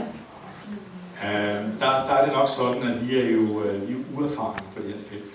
Vi ved jo ikke, hvad betyder det. Nu har vi jo haft dialogen med jer, hvor vi siger, nu må vi vente på, at VNM-redegørelsen er der. Så tænker vi, det er nu, vi skal. Ikke? Den er der så, og så læser vi hele igen og siger, der står, der mangler noget. Mange eller andet. Og det er så det, vi bare vil påpege. Altså vi siger bare, der er nogle ting her, vi mangler. Vi kan ikke vurdere. To mangler. Det er også det materiale, vi har lavet, vi har skrevet ud. Vi kan simpelthen ikke se, hvordan det skal lade sig gøre, det mangler. Så vi kan jo ikke forholde os til det, hvis ikke det er der. Og der synes jeg, det er vigtigt, at politikerne ved, at der er noget, der mangler her. Fordi det kommer tilbage for jer, fordi vi tænker, hvorfor tør man det se ud, hvis der er noget, der mangler. Så det er noget fint dialog at have videre, og så lad os se, om vi kan få fremskaffet den dokumentation, som mangler. Du markerede også? Jeg tror, at det er udgangspunktet i de her sager, hvor vi har med meget komplicerede stoffer at gøre. Og som du selv siger, der er rigtig mange sider i det her. Det ved stort set alle i denne her sag, sandsynligvis i forvejen. At der vil man gå ned og sige, at jeg synes ikke, der er ting, der står klart her. Altså, man kan finde elementer, hvor det rejser flere spørgsmål, end det besvarer. Ved jeg ikke, om man nogensinde vil kunne komme helt i bund med alting. Men man kan gå efter det, som er væsentligt. Og det er derfor, at denne her høringsproces er så vigtig. Det er derfor, det er vigtigt, at vi jo også holder andre møder med Grøn Erhvervstrekant, og at de kommer til dem velforberedt, til også at klæde os på som politikere. Det er jo en del af det. Og I ved også, at jeg synes også, at det var urimeligt, at man lægger den byrde på jer, at I alene skulle bære det her store arbejde, det har været at få det her ekspert efterprøvet. Det synes jeg faktisk ikke er rimeligt over for borgere, at de står alene. Kan I så få refunderet udgifterne i byrådet? Jeg har faktisk stillet spørgsmål til det, fordi jeg synes, det vil være rimeligt. Fordi jeg ser lidt det her som en kamp for, at I gør, hvad I kan for som part i det her, og forsvare jeres ejendomsret. Og det synes jeg faktisk er en helt rimelig grundbetingelse i det her forløb, at der er nogle parter, der har forskellige interesser. Og så må vores opgave som politikere være at afveje alle parters interesser i forhold til hinanden. Men jeg havde gerne set, at kommunen havde fundet pengene og refunderet de 50.000, som I har betalt til jeres eksperter, alene fordi det vil være den rimelige måde at gøre det. Men jeg må konstatere, at lovgivningen ikke i dag giver os den mulighed. Så hatten af for, at I selv har grebet handsken alligevel. Og når jeres høringssvar kommer, nu har jeg jo også kun fået det meget foreløbige materiale endnu, når jeres høringssvar kommer, så vil det blive læst med stor interesse. Og jeg vil dyrke, at der kan findes svar, ordentligt velunderbygget svar på alle de pointer, I kommer med, fordi det er afgørende for den videre proces. Og det er afgørende for, at den her tillid, vi snakkede om før, at den kan eksistere. For jeg er godt klar over, at som politikere, der har vi i udgangspunktet troværdighed som brugtvognsælger. Men måske kan vi rette lidt op på det ved at tage de input, der kommer alvorligt og arbejde videre med dem. Jeg kan trøste dig med, at journalisters image er værre. Hvis det er nogen trøst. Sten, det her med, nu ved vi ikke, hvor mange biler der kommer, og hvornår de kører, og det er synd for os ude i området. Ja, men er det ikke sådan, at hvis man vil have et erhvervsliv, hvis man vil have arbejdspladser, så er der altså bare nogle gange, der kommer til at køre lidt flere biler på, så er der bare nogle gange, man skal udbygge en rundkørsel, og så er det surt at være nabo, men det er en del af at bo i et samfund. Jo, det må vi jo leve med, sådan er det jo. Men lige nu kan vi jo ikke se, skal rundkørslerne udvides, siger du. Det har vi ikke set noget. Altså, det er jo der, vi er henne. Hvad skal der ske med den der udvidelse? 1000 lastbilkørsler mere. Hvad lastbil tæller for 2 biler? Har vi så også fundet ud af. Og det er der ikke plads til. Så hvis det bare var sådan, at der var et forslag, vi kan se, at det her vil ske, det her vil være belastningen i det der kvarter, man snakker om inden for trafikplanlægning i myldretiden. Havde vi bare kunne se det, så kunne vi forholde os til det og sige, okay, med de ændringer på vejen, der kan vi nok leve med det, hvis det lige var det med trafikbelastning. Så er alt det med forurening og alle de andre ting, der er i lastbiler. Og det kommer vi til. Helt andet snak. Ja. Godt. Jeg skal lige høre, om der er nogle spørgsmål fra salen. Det er der. Nu kommer jeg ned til dig her. Værsgo. Ja, jeg hedder Ole Madsen, jeg bor i Ny Harløse. Selvom der ikke er kommet en trafikredegørelse endnu, så kan man altså hurtigt beregne, at hvis de for eksempel kører 8 timer om dagen, så svarer det til 2 lastbiler i minuttet hver vej. Og det giver da en fornemmelse af, hvad trafikken er, ikke? Desuden så er der jo ikke nogen støjregler i det, altså der kommer en masse støj, det kommer vi senere til, men lastbilerne giver jo utrolig meget støj, og der er jo ikke nogen afværgeforanstaltninger i forbindelse med det. Nogle kommentarer? Jeg tror, vi starter over. Men altså lige præcis antallet af lastbiler, det er der jo redegjort for, hvor mange det stiger ned, både på kortere og længere sigt, helt op til, jeg kan blive 25 år, men det er der jo redegjort for i. Så det ved vi godt. Det er der redegjort for. Når vi laver sådan en udbygningsaftale med en, der gerne vil have fremrykket noget i henhold til rækkefølgeplanen, så laver vi den her aftale om infrastruktur. Og der er en kritik af, at der ikke er sat budget på. Men til gengæld så er det jo i aftalen helt fuldstændig udspecificeret. Der skal laves en cykelsti, der går derfra og dertil og bliver forbundet med den, og så skal der laves et lysreguleret kryds. Og man kan sige, det kan vi jo have svært ved at sætte pris på, fordi det er jo så i det her tilfælde Jørgen Jensen, der skal ud og skaffe nogle entreprenører, der kan gøre det. Så der handler det altså ikke om, at der er en regning, der hænger, eller ender med at hænge på Hillerød Kommune, fordi det er en del af aftalen, at Jørgen Jensen i det her tilfælde skal gøre det. Og hvis rundkørslen også skal udbygges, er det så også Jørgen Jensen, der hænger på regningen? Jeg er ikke helt klar over, hvad det er for en rundkørsel, men det er jo sådan, så en lokalplan kan ikke planlægge uden for lokalplanen. Og det handler om her, det er jo, det er jo de veje, der er inden for lokalplanens område. Og vi kan ikke lave udbygningsaftale på andet, og en lokalplan kan jo ikke regulere uden for lokalplanen. Så hvis der er en rundkørsel, der skal ske noget med, eller andre veje, som kommunen har ansvar for, så er det vores ansvar, og det ville det sådan set have været uanset hvad. Jeg synes, at problemet er, at vi jo i byrådet ikke har diskuteret, hvilken følgevirkning har det så på trafikken uden for planområdet. Fordi normalt vil man jo som byrådet tage stilling til det. Vi har jo lige lavet budget for 16 og overslagsårene, det vil sige de følgende 4 år, og der er jo ikke en linje eller et beløb sat af til det her område, og det bekymrer mig da. Noget modsvar? Ja, jeg vil godt sige, at jeg tror, uanset hvad der kommer til at stå i de redegørelser, så bliver mere trafikken godt er. Og derfor bliver vi nødt til at bruge krudtet på at finde ud af, hvad gør vi så. Og der vil jeg mene, at vi skal arbejde for at få en afkørsel fra motortrafikvejen, sådan så at dem, der kommer sydfra, det er de fleste lastbiler, at de kan køre direkte ind på pladsen.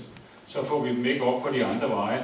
Jo, når de skal ud, fordi de kan ikke krydse vejen. Men hvis vi bare kunne få dem af der, så vil vi tage måske 30-35% af trafikken. Og det er i situationen meget, meget vigtigt, at vi kan prøve at stå sammen om, både politisk, men også med borgeropbakning. Kunne du bruge den løsning til noget, Sten? Ja, men svaret er jo her, der er jo ikke penge til det. Altså, vi kan jo finde på hvad som helst, hvis ikke der er budget til det. Det er det. Altså, vi kan jo beslutte rigtig mange ting. Sådan er det også ude i virksomhederne. Hvis ikke der er penge, så sker der ikke noget. Kunne man måske finde de penge? Ja, du skal jo også regne med, at hvis man får den tilkørsel, så man ikke skal bruge 3 minutter måske på at køre rundt op på Esbjergs Allé, det er der langt bedre økonomi for firmaet. Derfor er jeg sikker på, at vi kan få en aftale om det også, så vi får i hvert fald dele som... Men har du spurgt Jørgen Jensen om det? Nej, det har jeg ikke. Det har jeg ikke. Vi er ikke kommet så langt endnu, men det er jo politik det her, og nu siger jeg, hvad jeg vil arbejde for. Jeg hedder Per Havne, og der er måske nogen, der har hørt, at jeg taler lidt imod. Det er jo svært at spå om fremtiden, men hvis man ser lidt på, hvad J. Jensen er for en virksomhed, så er det jo også et byggemarked. J. Jensen har, og det er jo egentlig planen, at det skal være, jeg ved ikke om det er nummer 8 eller 10 byggemarked. Der er jo brugt konkurrence om det her i Hillerød.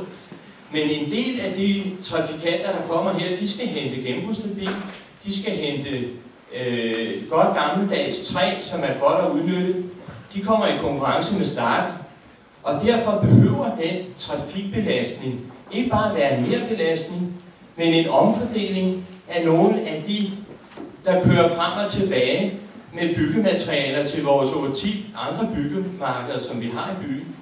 Så derfor behøver en del af den trafikbelastning ikke at være en større belastning. Nej, det var netop en kommentar, fordi det var netop også det der spørgsmål til grøn erhvervstrækant, at ser man kun på det her som det værst tænkelige billede, fordi det har altså også nogle andre aspekter i sig. Så fik vi også dem på plads. Så skal vi herned. Jeg har nær sagt på de billige rækker, men det er ikke pænt sagt. Mit navn er Michael Storgård. Min datter går her på skole. Lige hentede vores opmærksomhed på, at hvis det her er en skoledag, så var der købt måske 120 tunge lastbiler forbi. Jeg tror ikke, det påvirker, hvad der foregår. Så tænker jeg, en miljøvirksomhed lige rundt om hjørnet, som skal knuse tingene med de adjektiver, de tilsætter til betonen. Altså, der er noget omkring tungmetaller og indværing, som man må være klog nok til ikke at mixe. Og hvis I forvejen er der, hvor I byrådet skal lave alle mulige fiksfakserier, men ændringer af lokalplaner osv., så skulle I måske hellere lave de ændringer af lokalplaner osv., som det blev foreslået. Tættere ved motorvejen, den kommer meget snart.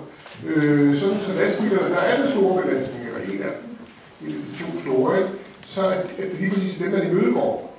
Så de ikke skal køre ind forbi en skole med 40 sekunders mellemrum.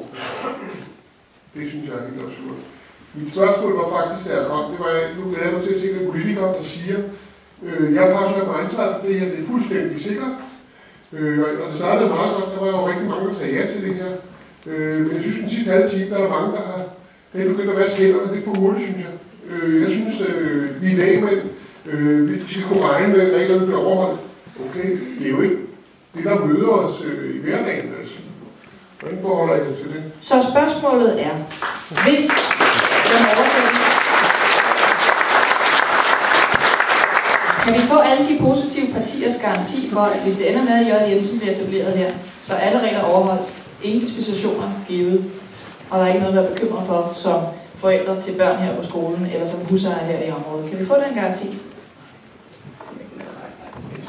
Jeg vil i hvert fald gerne gå så langt som at sige, at os, der måtte stemme for det her projekt, nu vil jeg sige, det er jo stadigvæk forudsat, hvad der sker i lige præcis den proces, vi er i med høringen, men forudsat, at det kan vedtages.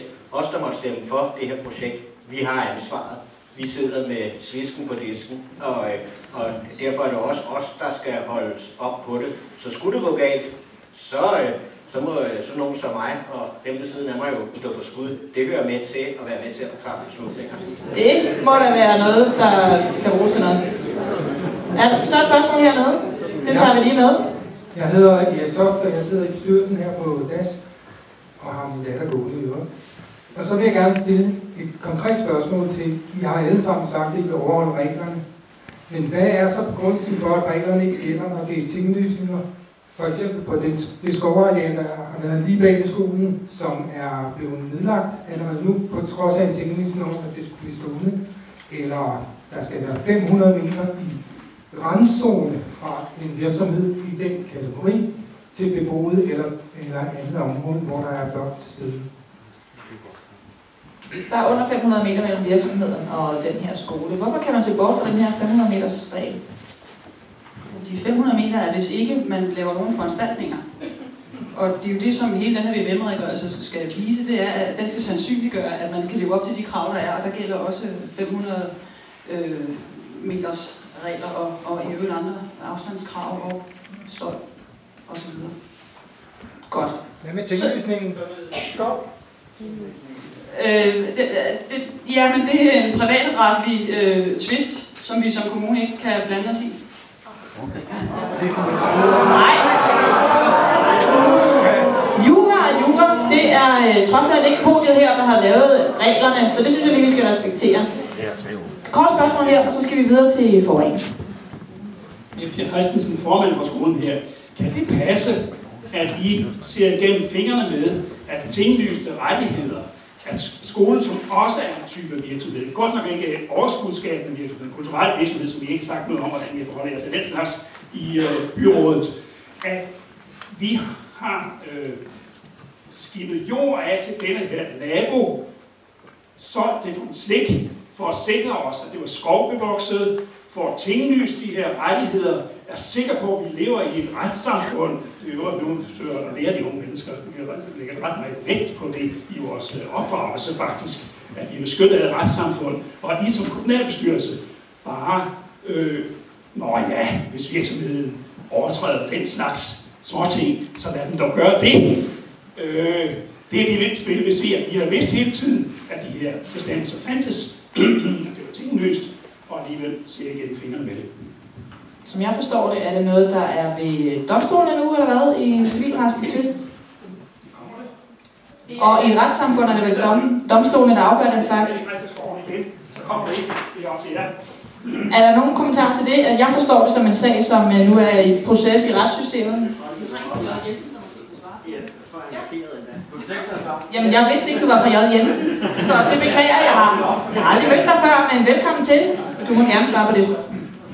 Jeg har lovet Sten at tie stille, og det synes jeg også, jeg har gjort fint indtil nu, på trods af, at jeg var uenig i mange af de der påstande, som kommer. Men det her er nødt til at sige, at der er jo lige præcis en sag mellem to parter her, hvor I fremlægger jeres sag, så vi har gjort noget forkert. Der vil jeg selvfølgelig sige det modsatte, men så må vi jo lade domstolen afgøre det. Den ret, der er tinglyst, det er en bro til skoven, så længe skoven er der. Nu er der ikke nogen skov, derfor er der ikke en brugsret.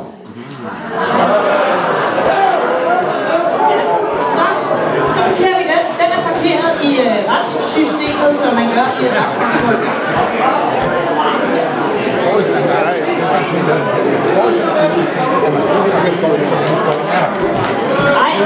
Undskyld.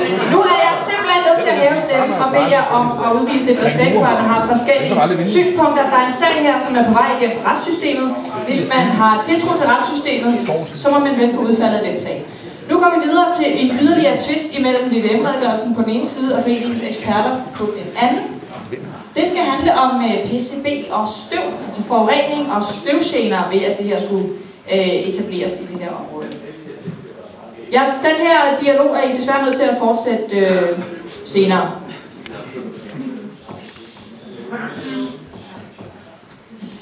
Jeg læser lige lidt højt igen. VVM-redegørelsen skriver, at støv fra den her virksomhed vil blive bekæmpet med vanding i det omfang, operatøren skønner det nødvendigt, og at der eventuelt også vil blive bygget et halvtag til at fjerne gener. Foreningens eksperter på den anden side siger, at støv vil blive et stort problem, fordi betonknusning er meget støvende og svært at dæmpe. For eksempel er total indkapsling nødvendig, og det er problematisk, at vandingen overlades til operatørens skøn. Man er bekymret over, at der ikke er nogen specifikke krav til, hvordan virksomheden skal drives for at overholde miljøkravene. Så vidt de to sider af rapporterne.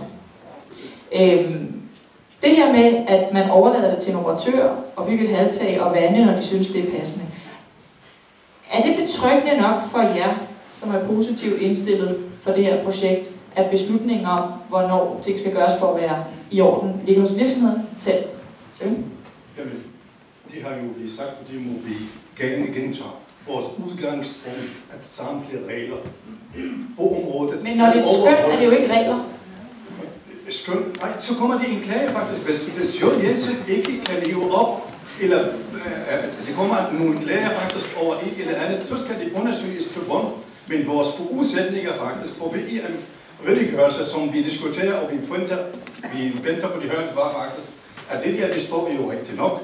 Vi har nogle grænser, vi har nogle værdier, skal overholdes. Og så længe, hvad skal man sige, har jeg ikke hørt noget eller læst noget andet, så jeg ikke andet end forholder mig til det, hvad skal man sige, forvaltning Men vi diskuterer ikke her, om regler skal overholdes. Vi diskuterer skønsspørgsmål, Claus. Vil du være tryg ved, at det skøn skal overlades til den ene part i den her sag? Jeg vil jo i hvert fald tage udgangspunkt i, at J. Jensen også har nogle medarbejdere, som skal arbejde endnu tættere end alle andre på det her. Og jeg nægter simpelthen at tro på, at J. Jensen er en virksomhed, hvor man ikke vil tage hånd om den risiko, der så man vil udsætte sine medarbejdere for. Men det er jo en af de her ting, som vi igen bliver nødt til at sige, jamen prøv at høre, der er et punkt her, det må vi have belyst i den proces, der kommer, det får vi. Men jeg synes også, det hører med til historien, at virksomheden har jo også selv en interesse i at have styr på det her, for ellers så udsætter man sine medarbejdere for en ganske alvorlig sundhedsfare. Peter, har I nogen som helst grund til at tro, at J. Jensen ikke vil opføre sig ordentligt? Altså, det er en virksomhed, som mange her roser for både det, de arbejder med, og hvordan de gør det. Så hvorfor er I så bange for, at de har tænkt sig at opføre sig som banditter? Selvfølgelig har jeg ikke nogen formodning om, at de ikke opfører sig ordentligt. Men når der nu bliver sagt et halvtag, så går jeg til at tænke, jamen, hvad med siderne? Altså, støvet vandrer ikke kun op, og bliver det op og fanges. Det må jeg sgu da også ud til siderne. Og jeg formoder, at deres medarbejdere har noget åndedrætsværn, eller støvmasker, eller et eller andet halløj. Det ved jeg så ikke, men det kunne jeg forestille mig.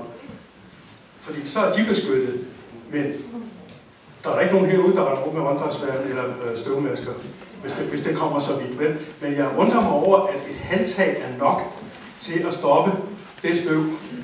Altså, jeg prøver at være med til, hvis jeg siger, okay, det er en hal, der er lukket med den udsugning, der skal være, som så bliver samlet op i nogle tanke, eller hvad ved jeg. Men sådan så det kun er inde i hallen, at den forurening, den kommer.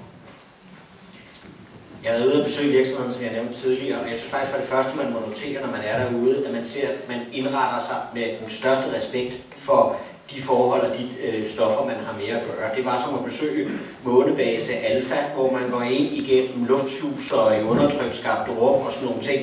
Men lad mig bare sige det så, at den ene ting er at have den tillid. Den tillid har jeg faktisk. Den anden ting er selvfølgelig at sige, at vores forpligtelse ophører jo ikke med en eller anden udgangspunkt om tillid. Den her proces er jo bygget på andet. Der bliver opstillet nogle krav i denne her proces, og de krav skal jo udmøntes efterfølgende. Den opgave har byrådet sat forvaltningen til at stå for, i det, at der skal gives nogle miljøgodkendelser og andre tilladelser. Og i den proces er det jo vigtigt, at alle de krav, vi stiller op nu, som skal være spot on, det er jeg enig i, de skal være spot on kravene og relevante for det, der bliver foretaget, at de bliver nået i de konkrete tilladelser med de konkrete indretninger. Og lad mig derudover også sige, at der ligger jo også i kortene, at den tilsynsforpligtelse, vi har i forhold til virksomheden, bliver mere omfattende, end den er. Men en tilsynsmyndighed har jo brug for nogle håndfaste regler at føre tilsyn efter. Skøn i forhold til, hvornår der skal vandes, hvornår det er slemt nok til, der skal vandes, er jo rimelig svært at føre tilsyn med. Det er jo sådan noget, hvad synes du, hvad synes jeg? Er det godt nok?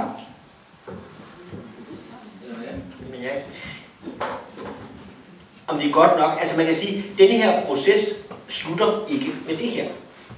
Denne her proces fortsætter med en proces i forvaltningen, der handler om, hvordan miljøkravene bliver virkelig gjort gennem miljøtilladelser og miljøgodkendelser.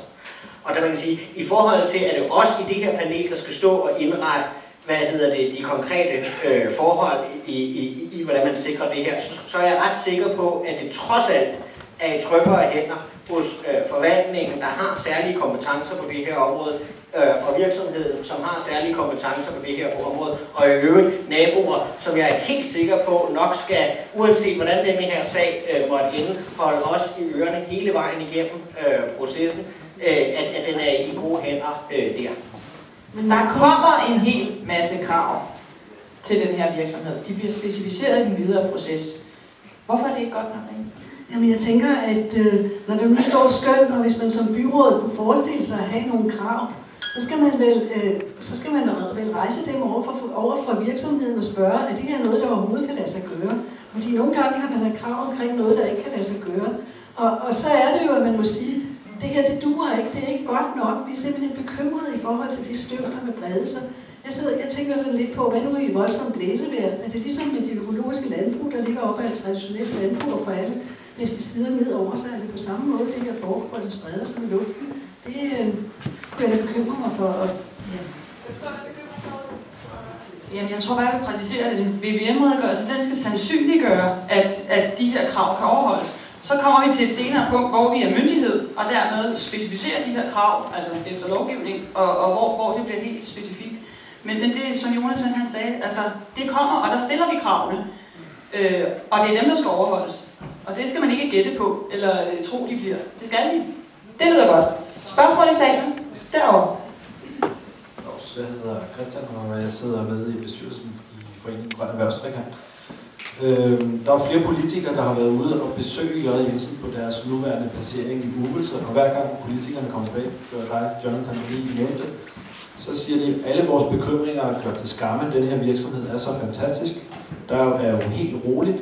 Og i forbindelse med det, der er en af jeres kollegaer, Mette Thiesen, inviteret så sammen med J. Jensen en masse borgere derop. Og det så selvfølgelig meget fredeligt ud. Der blev solgt nogle genbrugsvinduer, genbrugsdøre. Og jeg vil godt lige bemærke, der kom ikke en eneste lastbil, mens det besøg stod på. Og gentagne gange siger politikerne, vi var oppe og se den virksomhed, det er fredeligt og roligt. Kan vi være sikre på, at når I læser det, de rent faktisk beder om at bygge her, at I så sletter det billede af det, der ligger i Uvelse? Fordi det, der ligger i Uvelse, er ikke det samme som det, man vil bygge her. Kan vi være trygge ved det? Det er vist et ja-nej-spørgsmål.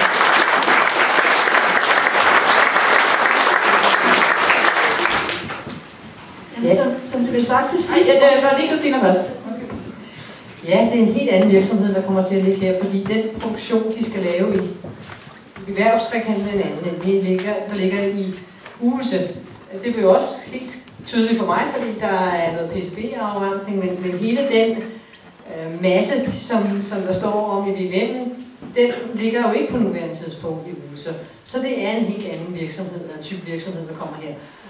Og det er jo det, VVM'en forholder sig til, for den forholder sig ikke til den lille produktion i forhold til den store produktion her i erhvervstrekanten. Så det er en virksomhed. Og det betrykker mig, fordi vi har igen den her VVM og jeres kritiske spørgsmål til, som vi skal forholde os til som grundlag. Godt. Vi kan lige få et spørgsmål mere fra salen. Yes. Ja, det er kun fordi, du har spurgt én gang. Jeg tænker, hvis der var andre, der ikke havde stillet spørgsmål, så skal de også lige have lov. Så vi går derned. Jeg hedder Lars Morte, og nu er der jo det der omkring farlige stoffer, så har jeg 2 spørgsmål, som ligger uden for det, som Grøn Erhvervstrekant har lagt op til. Det ene spørgsmål, det er, altså, det fremgår af DLM-rapporten, at man vil bruge en proces, der hedder elektrifikation. Det vil sige, det er 2 elektroder, man sætter ned i jorden til at bekæmpe jordforurening med. Og det bruger man mod tungmetaller, og der har erfaringerne vist, at der har man en ret god effekt. Ikke? Der kan man rense det med 60-70%. Men i VVM-rapporten, der står der, at man vil bruge dem mod tjærestoffer, og det fatter jeg ikke, fordi jeg har været rundt på hele internettet, og jeg har ikke kunne finde noget. Det kan godt være, at repræsentanten for J. Jensen har et svar på det, hvordan den der proces den foregår. Fordi man mange gange antager man noget, men så viser det sig, at den praktiske erfaring modbeviser, hvad man siger. Det kan godt være, at J. Jensen har nogle andre erfaringer. Og du får lige lov til det andet først, mens vi kan huske det der. Vi skal lige have, kan du male den her forvirring i jorden? Det kan jeg jo ikke, fordi så skulle jeg have haft en længere taletid. Der er jo masser af ting, jeg så gør for det. Men kort svar til det der er jo et proces, som er skrevet, fordi vi skal beskrive, hvad det er for nogle processer, der kan komme over de næste 20 år. Vi kommer ikke på nogen måde før det her, du sagde det forurening jord, eller forurening mod forurening af jord, men det her betyder behandling forurening af jord. Og netop som du sagde, mod tungmetaller, der vil det være en fantastisk god måde at gøre det på. Ligesom når vi skal behandle PCB, så gør vi det under nogle forhold, som gør, at vi ikke skal stå ude ved skoleparken, hvor der bor en masse mennesker tættere på, end de gør, under nogle forhold, som ikke er lige så gode. Og sådan kunne jeg blive ved. Og jeg synes måske egentlig, at man skulle invitere til et møde til Sten, og så prøve at tale i en pæn tone, og så ligesom, også høre, hvad det er, vi siger, vi gerne vil. Fordi at, når du står og siger, at vi skal være betonknuseri, der har vi jo klart og tydeligt udtalt, at det bliver maks 2 til 3 dage om måneden.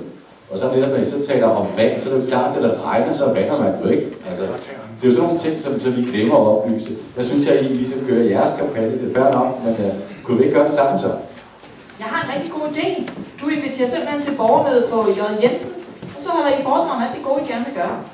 Var det ikke? Altså... Det har vi gjort, men hvis man gerne vil lade sig bøger, så kommer man løbet hos os, og hører det kun på den ene side. Må jeg lige kommentere det? Ja, nu bliver du angrebet lidt. Jeg synes, nu bevæger vi os hen i den retning, vi ikke skulle, men der kom et fremstærk kom her. Vil du tage imod det? Jo, som vi har tidligere sagt, så er det jo ikke en virksomhed. Virksomheden er fantastisk, den ligger bare et forkert sted. Og det er fuldstændig det.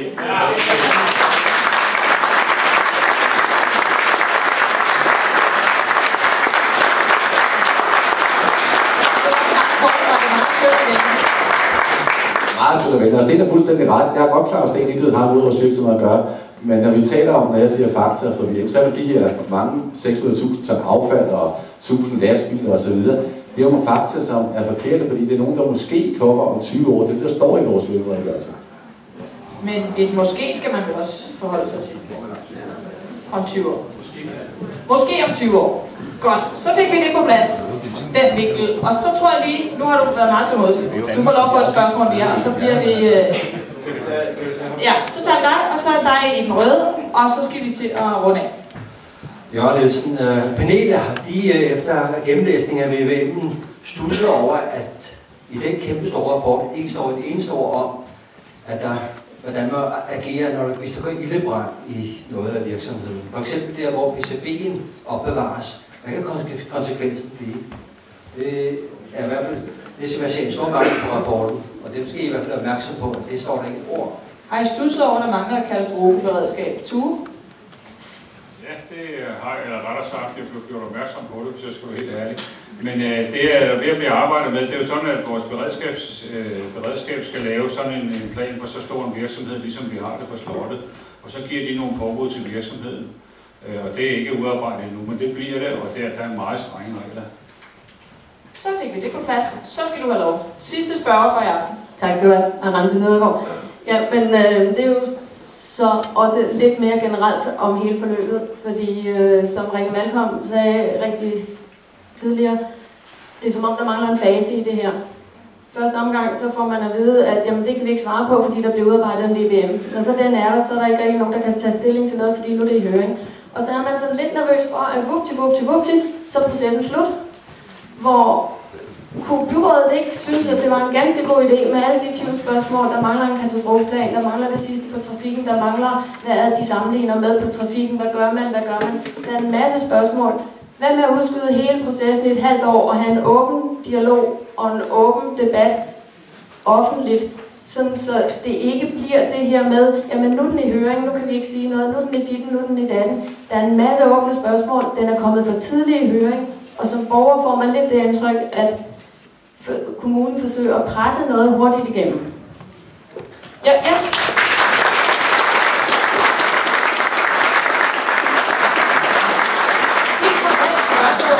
Når den her høringsfrist udløber, får borgerne så lejlighed til at komme til orde igen, før I træffer jeres beslutning? De har jeg er i hvert fald interesseret i at have en fortsat dialog med foreningen. Og jeg ved ikke, om Dorte har tænkt sig at invitere på kaffe på Rådhuset. Men jeg forventer i hvert fald, at vi får et møde mellem jer og Venstres byrådsgruppe. Fordi sådan bør det være. Fordi jeg forventer jo ikke, at når forvaltningen kommer med svar på jeres høringssvar, at det nødvendigvis er det hele, hvor I vil sige, at der så vi godt nok lige i lyset. Og det vi mener før, det mener vi ikke mere. Det er jo ikke sådan, det bliver. Så der må vi have en proces der, hvor vi skal klæde hinanden ordentligt på, og vurdere, hvordan, hvad det er for nogle ting, som vi skal eventuelt have spurgt yderligere ind til. Så ja, nej, det er ikke sådan, at det bare kommer som en 20 om natten dagen efter. Har du tænkt dig at invitere foreningen eller andre borgere på kaffe, Dorte?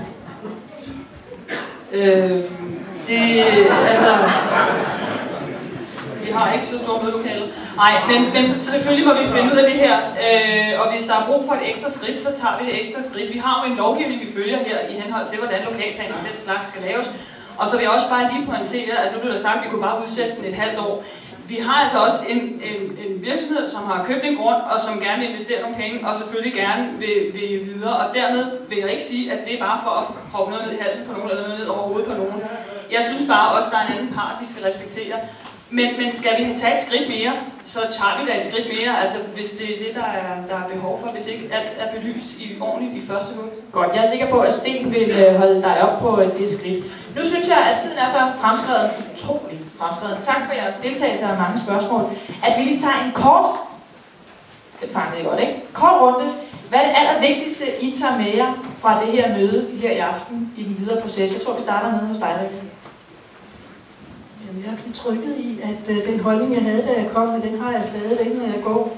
Jeg mener, at det er et forkert område at placere en virksomhed, Uanset at det er en fin virksomhed, så synes jeg, at den skal placeres et andet sted end så tæt på et boligområde. Og jeg synes, at der er en hel del punkter ved VVM-redegørelsen, som ikke er blevet belyst, som bør belyses, før at andre også tager stilling. Tak for det.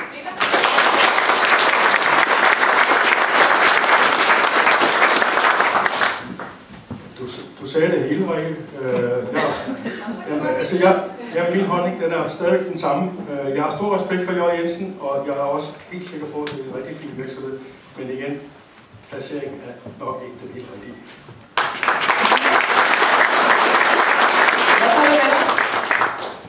Det engagement, og de analyser, der er lavet, som vi venter på jo at få hele substansen i. Vi har kun fået nogle overskrifter, så jeg kunne læse det. Og så, at vi skal have ekstremt fokus på vores tilsynsansvar, sådan at der bliver fulgt op både før, altså forebyggende, men også hvis der er nogle klager, sådan at det ikke kommer til sige. Tue, hvad tager du med dig? For det første så skal alle sten vendes, som jeg sagde før. For det andet så er vi et miljøparti, og vi mener, at den her virksomhed vil gøre en kolossal indsats for miljøet og for at begrænse transporttiden på vejene for transport af det affald, der skal overholdes. Men vi er også et parti, der står for en meget streng kontrol med virksomhederne, og det vil jeg da gerne være garant for, lige så vel som jeg har været hidtil i de mange år, jeg har siddet i byrådet. Jamil? Jeg står i den situation faktisk, at jeg var ikke forberedt til det her møde. Men det er det eneste, jeg kan love alle vores borgere faktisk, at jeg vil sætte mig grundigt ind i spørgsmål og svar. Og I kan være 100% sikker på, at vi har stillet endnu mere kritiske spørgsmål til vores forvaltning, der har vi behandlet serien i MTO. Men jeg glæder mig over processen faktisk. Den er så grundig. Og hvor man har haft også nogle måneder faktisk for at diskutere sagen. Og nu har vi også undersøgelsen. Og jeg glæder jo af det, at de er valgt af borgerne. Så jeg har ikke taget stilling til sagen for samtlige spørgsmål, og så hver eneste sted i jo vente til den her sag. Vi er lige så interesserede som alle i jeres, jeres interesser. Det er også mit interesser. Ja, tak. Tak skal du have. Claus, hvad har du lært her til aften? Jamen, jeg håber på, at vi fortsat kan have en dialog om det, der ligger foran os. En god og ordentlig oplyst dialog. Nu får vi jeres høringssvar, så får vi svarene på dem. Så tager vi en dialog om det. Så når der bliver truffet en beslutning, så skal der ikke være nogen, der kan komme og sige, jamen, der var ikke lige svar på spørgsmålet, og det var ikke på ordentligt grundlag. Jeg hører stadigvæk til den, der bliver ved med at prøve at komme med gode argumenter for, hvorfor at Jørgen Jensen skal have lov til at udvide sine aktiviteter der, hvor de ligger i dag. Der mener jeg, at vi ligger bedst. Og det slag håber jeg ikke er tabt endnu. Så må vi se, om du kan bruge dine forbindelser på Christiansborg. Dorte? Jamen, jeg kan egentlig ikke komme med så meget nyt. Jeg vil også bare sige tak for det input, der er kommet, og vi ser alle sammen frem til, tror jeg, at få læst det hele igennem og få taget en ordentlig drøftelse af det her igen, inden vi træffer endelig beslutninger. Så kan du få lov at få det sidste ord, Jonathan. Jeg elsker at få det sidste ord. Mit telefonnummer er 61 62 59 19, og I skal alle sammen være meget velkommen til at bruge det, også i den videre proces. Det står også på hjemmesiden, hvis I googler mit navn, så kommer det frem. Og jeg lytter gerne til jeres input, jeg lytter gerne til Jørgen Jensens input, men jeg lytter også gerne til alle jeres andres input, og jeg regner også med, at vi kommer til at mødes igen, inden der træffes en endelig afgørelse i det her. Jeg sætter gerne kaffen over, jeg kommer også gerne ud, hvis det er det går ud på. Jeg vil gerne takke for rigtig god input i dag, og i øvrigt også for det meget saglige stykke arbejde, I gør, og i øvrigt også for en rigtig god debat med velkvalificerede spørgsmål. Skal vi ikke give dem alle sammen en hånd, fordi de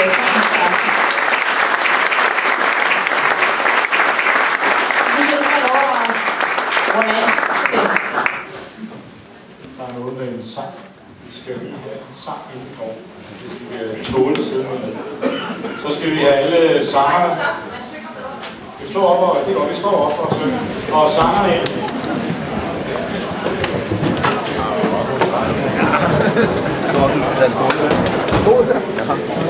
Det fik jeg sgu ikke lige lidt penge.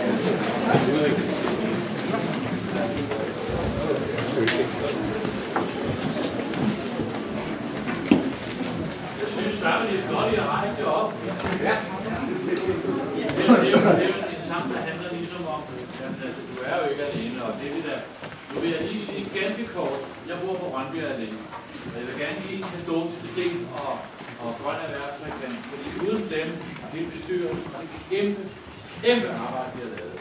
Så havde også der boet Brøndby Allé været nada, nul og niks. Så tusind tak skal I have for den store arbejde.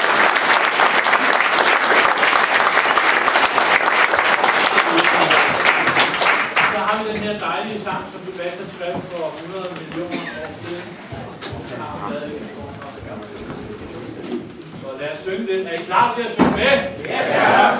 Synger I til? Ja!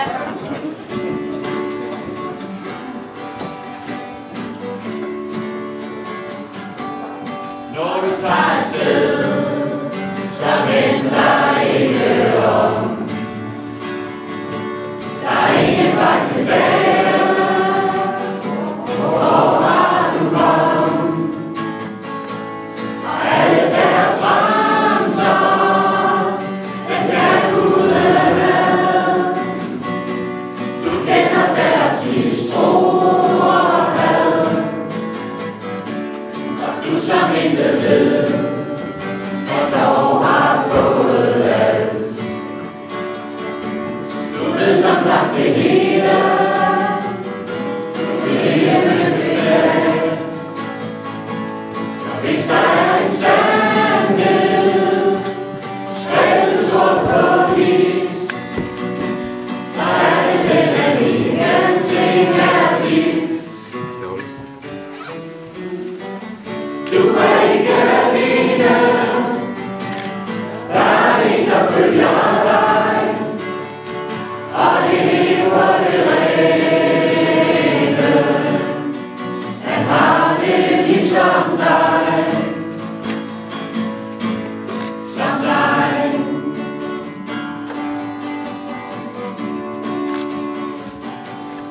De som kaster sten og gemmer sig bag glas, de kunne have fået dit hjerte, de havde ikke plads.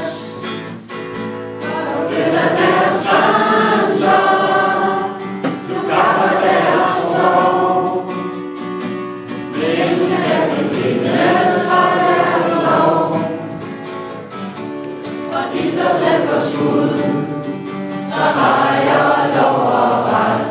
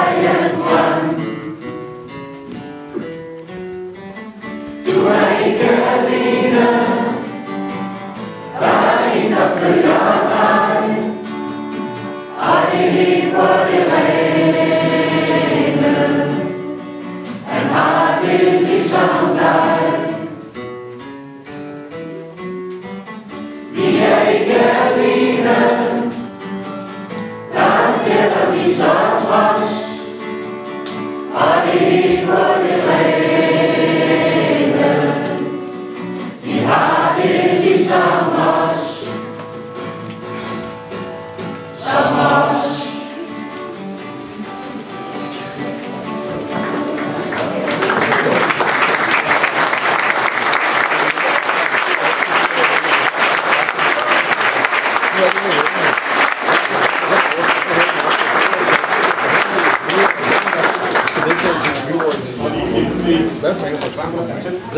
Okay, lige inden vi slutter her, synes jeg lige, vi skal give vores dygtige ordstyre en hånd.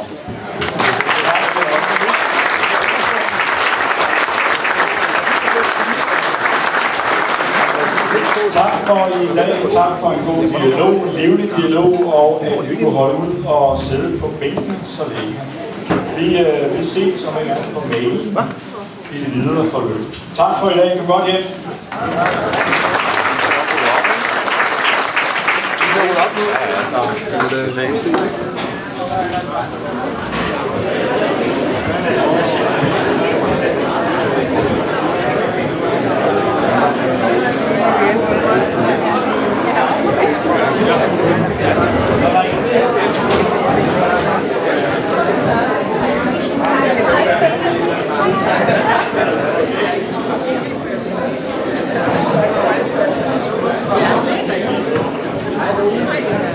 Kun en time.